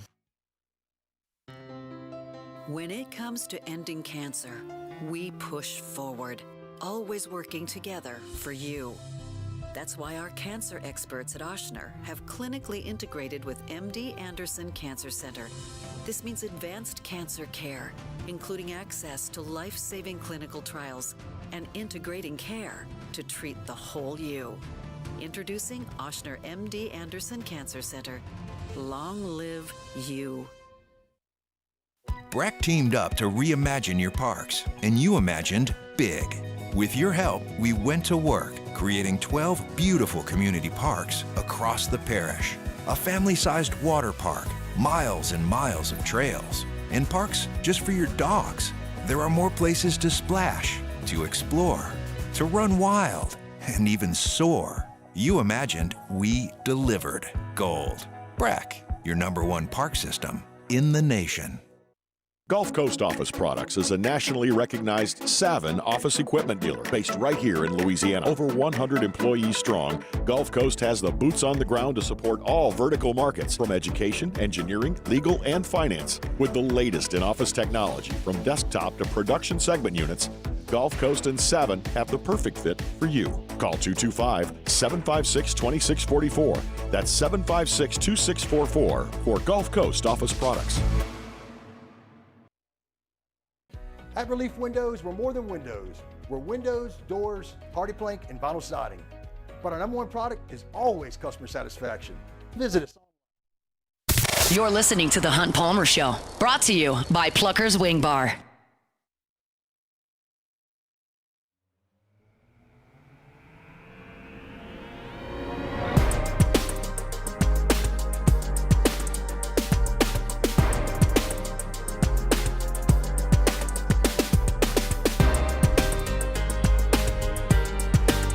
Turning right along here, Tuesday edition of the Hunt Palmer Show. I feel like last week dragged getting ready for the first football game. This week feels like it's moving a little bit more quickly because LSU played on Sunday, so that felt like Saturday, and then came back into work yesterday, but it was a little bit lower key. There weren't a lot of people in the building, and then I went to the pool afterwards just because, and that kind of felt like something I would do on a Sunday. And today's kind of got Monday vibes with the Brian Kelly press conference and all that. So, like, I'm going to wake up tomorrow and be like, kind of feeling like Tuesday, but it's actually Wednesday. We're chugging along. We'll get to another weekend here. Sharie Isack, no doubt looking forward to the weekend because he'll be in the Superdome for Saints and Panthers coming up on Sunday. He joins us now on the Jim's Firearms Hotline. Sharie, how are we doing? I'm all right. I'm okay. You're sad about Sunday? I'm not happy about it. So many different areas I'm not happy about, to be honest with you. I mean, they're not getting to the playoffs. So that's all I'm going to say. Yeah, I mean, T-Bob's proclaimed him dead, so there's no way they're going 7-1 in the league. We had Pete Fiutak from College Football News on at the top of the show, and he said, yeah, that they can go 10-2. They need to just run the table. So we'll see. Differing opinions. I guess we'll find out, but we won't learn much against Nichols coming up on Saturday. But we'll learn some more about the New Orleans Saints on Sunday as Carolina comes to town. The depth chart just dropped. Saints aren't telling who the backup quarterback is. Is there anything else you were looking at on that depth chart? No, that's about it. Since everyone's so fascinated with who the backup quarterback is, to me, it doesn't even matter who the backup quarterback is, because if they're playing their backup, the season is going to be in the tank. Yep. It's going to be done. So it does not matter. For the people who are hoping for Derek Carr to fail, and you're a Saints fan, it's just not a good look.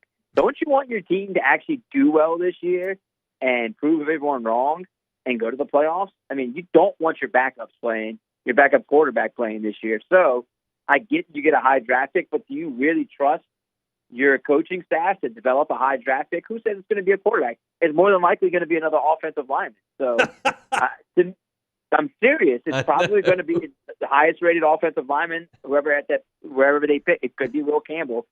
So, I mean, I'd prefer to just not care about the depth chart and who the backup quarterback is. I'd much rather worry about the offense performing at a much better pace this weekend. Can you recall a more important season opener than this one?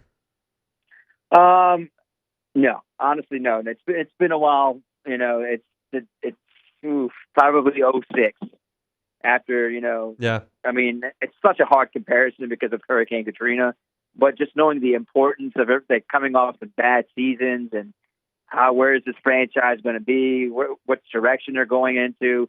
I'm looking at it like that, like which direction is this franchise going into, or what's going to happen. Like, you know, it's a must-win game. Without question, it's a must-win game. I don't care that it's 1 of 17. It's the first game of the year. It's a must-win because of what they had after the Carolina Panthers. It is a gauntlet hunt after the Carolina Panthers. Do you think the Panthers are still the worst team in the league? I don't know. You got to hope they're still the worst team whenever they come to the Dome Sunday. You got to beat them. I mean, point blank. I mean, you know, Bryce wasn't good last year. Bryce Young just wasn't good enough last year. Yeah. Now, Dave Canales going to flip the switch on him in one, off season? Maybe not. I still think they need another year or two to figure out Bryce Young. And maybe he unlocks a few things, but I just don't think he unlocks it right away. This is a team they got to punish. They got to punish him. And I think that Derek Carr on offense has to show the fan base that they're progressing in the right direction. You have to start progressing. Right? No questions, no excuses. You have to be much better this year, and that starts Sunday. All right, let's talk about the offense then. You've seen them in practice when they're actually running their offense. We've seen them in the preseason when they don't run squat, which is fine. You don't need to. But you've seen it closer to what it should look like on Sunday. What can Saints fans expect? I think we're going to see some. I do think we're going to see some ball. The ball's getting out of his hand much quicker this Sunday. I think because of the offensive line issues, they're going to have to get rid of that ball as quick as possible whenever they line up in the passing formation to pass the ball. Running it's going to be interesting. They're going to have to scheme it up the right way to be able to free up Alvin Kamara in the run game and Jamal Williams. So I think you might see. I think you see some up tempo. I think you're going to see some up tempo and some pace with the offense. On Sunday, I think they're going to try to move the ball and they're going to have some good pace. I think that's the only way they can be successful in an offense with an offensive line that you have some question marks at. So that's what I'm looking at. I'm looking at getting rid of the ball quick and making it work better in space. And I think that's how it works best for this offense. You've mentioned the offensive line now twice in the course of this answer. Is it realistic to expect the Saints to field a quality NFL offense with an offensive line that you have to add in as a caveat every time you're breaking down the team? Well, I look at it this way, Hunt, and I understand how people are going to say, well, they did this whenever they were pretty much out of reach for the playoffs. Derek, that final 4 or 5 games of the season was much better, and the offensive line is kind of the same. Kind of. I know James Ertz is gone, and now Penning is playing, and you got Patrick playing, but I still think, you can kind of feed off a little bit of that, and but you're running a completely different offense on the Clint Kubiak, and I think you can. I do think you can feel the quality offense. I'm not saying a top, 10, 12 offense, maybe a top 15 offense. You get a top 12 to 15 offense with a top 10 defense, you're a solid team. You could probably prove a lot of us wrong in the predictions that were put out today by Jeff Duncan. So, I think quality is there. It is there. It all depends on the offensive line. This offense will go as far as the offensive line takes them, and you have to keep him upright. You've got to keep Derek Carr upright in order to have a chance in some of these tough games. Does Alvin Kamara still have a Pro Bowl season left in him? I truly think he does, but it's going to be on him. Does he want to? Is he still fully invested in the game of football? Does he is it getting to that time where, man, maybe I don't know if I want to play football. It is what it is. You hear the answers from yesterday's press conference. It almost feels like we're seeing the end of Alvin Kamara in the Saints uniform after this year. So I think he wants to prove that he's worth that new contract. Is it going to happen? I hope it does. And these last couple of seasons haven't been the greatest. And he's been healthy, but that also goes hand in hand with a struggling offense. If your offense is going to struggle, your star player is going to struggle. So I think personally he does. I think he does want to prove people that he still has a little juice in the tank. And I think that if you can get a little bit more than he had last year, and that's good. If you get the 2020 Alvin Kamara, then that's great. Jordan Howden's listed as a safety opposite Tyrann Mathieu. How do you feel about that? That's another position that I think you're going to see players moving in and out. You're going to see Howden, Will Harris. You're going to see a lot of guys moving in and out of that position. It's, man, would have been nice to get Justin Simmons, just to solidify it back there. That's that one position that on the defense, I was like, if only they could have signed one player, that would have been the one player to make that defense lethal, like truly lethal. Like it'd have been amazing, an amazing defense. I still think the defense is super strong, but that's the one I keep an eye on throughout the entire season. How many guys are going to switch? Is Jordan Howden going to be the guy? Is it Will Harris, or is it going to be someone else who steps up in there and sits next to Tyron and makes a difference? It's just the one that a lot of us just have no idea how it's going to work out. Is Willie Gay going to be healthy enough to play on Sunday? To hear Dennis say he did not practice yesterday because of an injury, it's a little concerning to me. I mean, that was one of your two, high-profile signings on that defense. I just think you could use him a lot more than not. I mean, I think he's had a good off-season and training camp and preseason games, and we'll see the injury report tomorrow for the first time. It's a little concerning. What's the key to the game on Sunday? Key to game on Sunday, I don't want to say defense because I want to see the offense. I want to see the offense run with good pace, man. I really do want to see them move the ball up and down the field. I want to see them, kind of impose their will on the Carolina Panthers. It's time. It's time to get it going offensively. You put in a lot of work on this offense during the off season, bring in a new offensive staff, new offensive coordinator. Derek Carr gets too much money not to be, to be mediocre. I mean, you have to do much better than that. So in the offensive line, I just want to see the offense have a better showing than 17 points. I want to see them dominate the game and win the game by at least 10 points. That's what I want to see. The defense I am not worried about. It's the offense. That's what I want to see. What was your prediction in Jeff's piece? I had them going 8-9. I was between 7-10 and 8-9. It's because of the start of the season with the schedule. I mean, going to Dallas, coming back to play Philly, then you got to go to Atlanta. Who knows how they're going to be? Then Monday night, Kansas City, Sean Payton here on a Thursday night, Tampa Bay after that. That's a tough stretch. I mean, it's a tough stretch. If they can go 4-3 in the first 7 games, that's that's a win for them. Yeah, there's no doubt. It's a really, really tough start, and it's got to start with the potentially worst team in the league in Carolina. They win on Sunday? I do. Look, man, just something tells me that, I think they're tired of hearing what everyone has to say. They're tired of hearing about doubting this team. I think it's going to start off a little close, but I do think they kind of figure it out there in the second half. And I think, I don't know what the over-under is. I know they're 4.5-point favorites. I'll go a 28 to 20 game, something like that. 28-20, 28-17.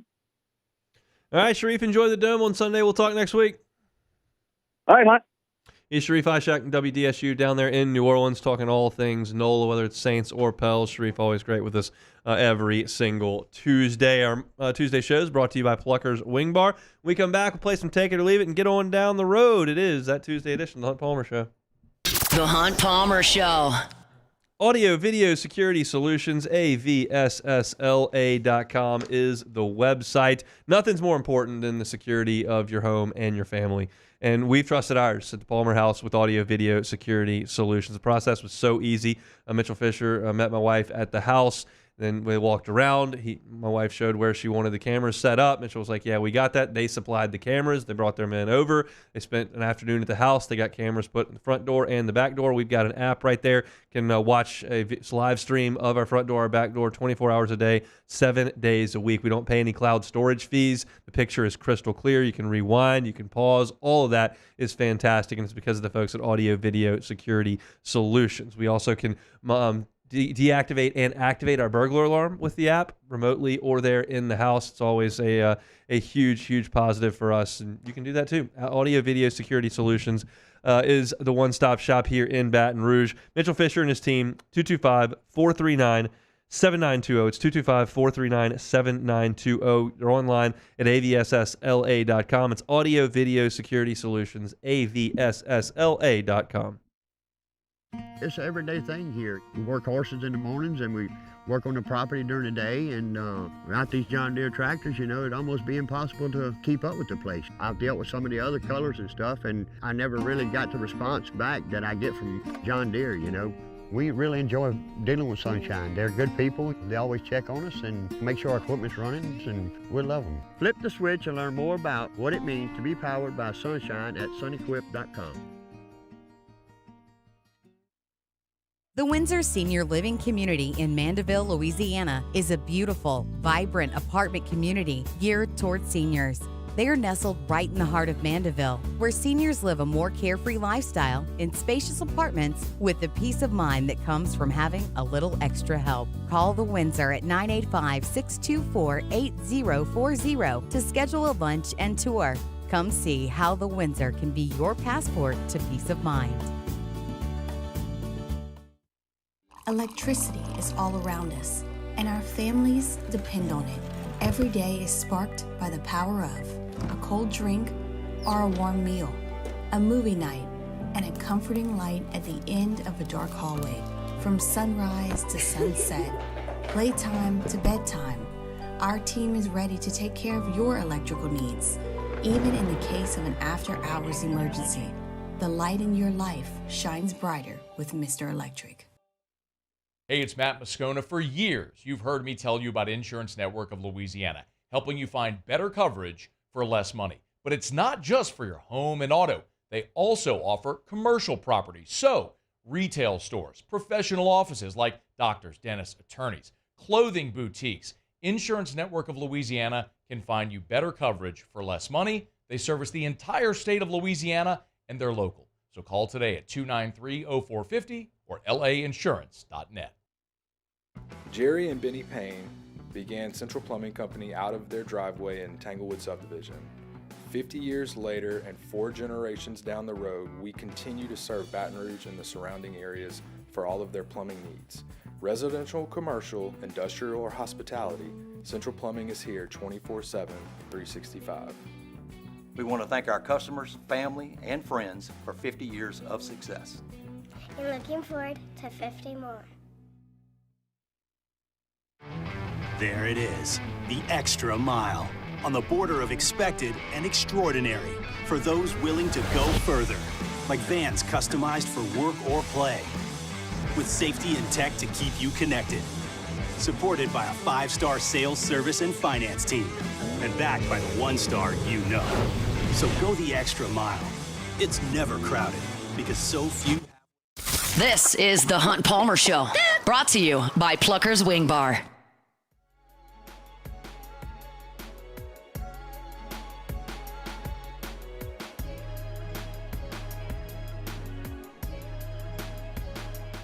.1045 ESPN Baton Rouge and Shell are excited to celebrate the 100th anniversary of Tiger Stadium with our Draw to 100 sweepstakes. We're giving you the opportunity to join in the VIP-style celebrations on October 12th for the Ole Miss game. Sign up today at 1045ESPN.com. We'll live stream the drawing on October 10th. And the 100th name drawn will win Stadium Club seats, sideline passes, and autographed memorabilia. It's the Draw to 100 sweepstakes presented by Shell, the Rhythm of Louisiana. All right, let's close up shop here. I've been sitting in this chair for 4 hours. That's a long time. That's a long time. Yeah, so stretch the legs a little bit. Gonna have to go ahead and bounce out of here and let Moscona take over for the next 3 hours. But we do have one more segment to go here. So let's play Take It or Leave It, back. All right, first one here. Oklahoma State has a sponsorship deal with Legacy Village, a senior living center in Stillwater. Head coach Mike Gundy has begun hosting his radio shows there this season. A coach's show in front of senior citizens. Take it or leave it.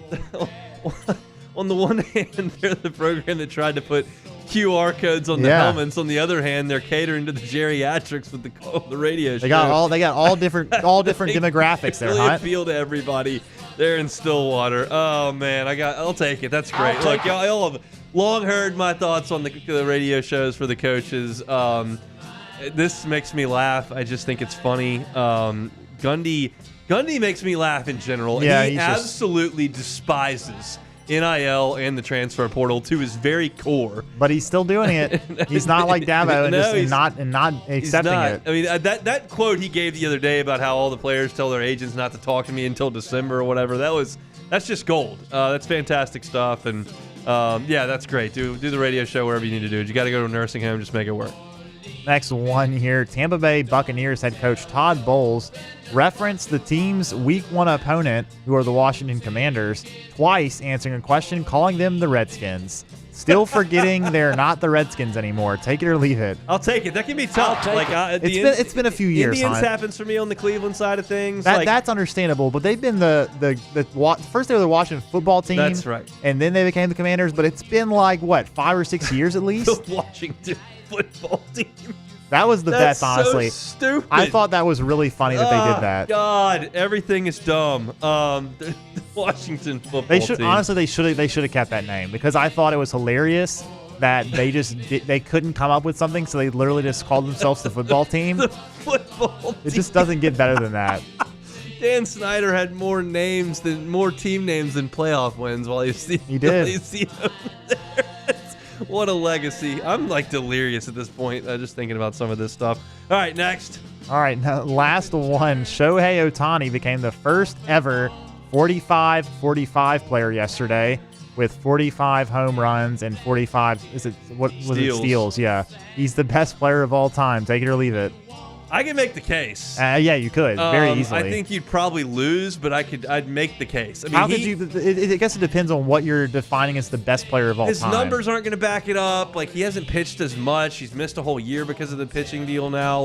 But for him to be the starting pitcher in the All-Star game and hit third is just absurd. Yes. For him to be the best hitter potentially in the game when people thought he was just a pitcher when he came over, the whole thing is just absolutely nuts.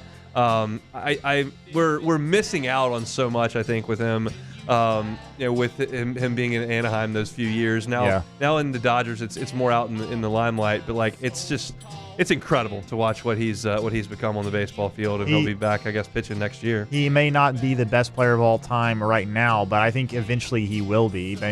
As long as he can stay healthy for the most part, and keep up even if his level of play lowers a little bit, still the mere fact that he is able to be at this level and pitching at this level and hitting at that level, it's just unbelievable. We've never seen it before in the sport, and it's absolutely unheard of. All right, let me read you this paragraph to close out the show because this is just some quality stuff here on ESPN. All right, the Chicago White Sox had their latest skid extended to 11 games with a 13-3 rout at the hands of the Orioles on Monday. The 20th straight loss in which Chris Flexen has started. The White Sox have lost his last 20 starts. How is that possible? They defy logic. They defy all understanding of baseball. This sport does not allow you to go on streaks like this, and the White Sox are doing it every month. Let's see what else. That's a record, by the way. Since 1900, no team's ever lost 20 straight starts from a guy. They've got the record for most consecutive losses. Bob Groom was who they shared it with. They were 0-10 on their last homestand. They're 31-108. They're on their third longest losing streak of the season. They had a 21-gamer, and then they had another one that was 14, and now they're at 11. They would have to go 12-11 the rest of the way to avoid becoming the worst team ever. That was the Mets in 62, and then the Cleveland Spiders, which I don't even know what. 1899. Okay. The dead ball era. 1899. Look, the White Sox are 4-41 in their last 45 games. That's the worst record over 45 games since the 1916 Philadelphia Athletics. The statistics this organization is rattling off routinely is just truly startling. Jerry Reinsdorf just sits there and doesn't care. Yeah. The Bulls have sucked since Jordan left. The White Sox have sucked forever. And he just continues to sit there and collect checks and makes no effort to try to get any better. Okay, the White Sox had a few years there. They did win a World Series. One time. They lucked into one. They did. And actually, it was only 3 or 4 years ago they were in the playoffs. They played the Astros, I think, in the wild card or maybe and the they division. lost. They lost, yes. But the last 4 years, they have been an absolute doormat in the American League. And by the way, also another statistic, their run differential just got over 300. Minus 301 is their current run differential. There's no one even close to them in that regard. Somebody had a tweet that the AL Central is like 38 games under 500 in totality, and the other 3 teams are over 500. That's how atrocious the White Sox are. They've whitewashed an entire division with their just horrendous play. It's outstanding stuff. 20 starts in a row that Chris Flexen's gone out there. What does he think when he gets to the ballpark to go warm up? 20 in a row? How does he even on the team? I guess somebody's got to start. And Chris Flexen's like a veteran. Just call somebody up from AAA that's young and might throw 100. It just defies all odds. 20 in a row. They could have sent me out there for 20 games. They'd have the same record. And I'd take a lot less cash. It's true. I don't know what Flexen's contract is, but I would do it for half. I promise. That's it for Taking It or Leave It. That's it for me in this chair for the last 4 hours. Although we've had a lot to talk about, so it's been a lot of fun. We had to just finish things up there with the White Sox. Flexen does have 2 wins on the year. He's 2-14. It's hard to believe. It's like Angels in the Out. Was that Major League or Angels in the Act? It's Angels in the Outfield. He goes, boy, they're bad. They are really bad. That's it for Tuesday edition of the Hunt Palmer Show. We're brought to you by Pluckers. I'll be out at Pluckers tonight, 8:30 for sports trivia. Drink some cold beer, eat some wings, watch some sports on TV, and win some gift cards every single Tuesday.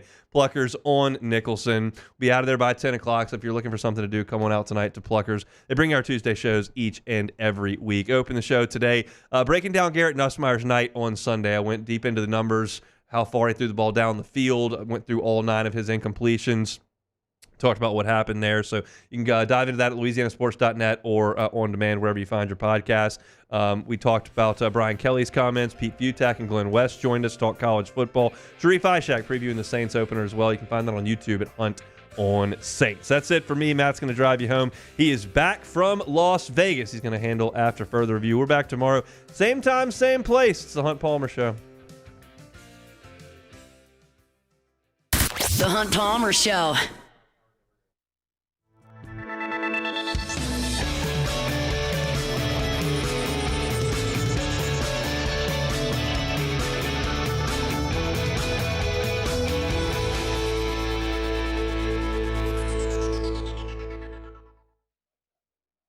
It's no secret.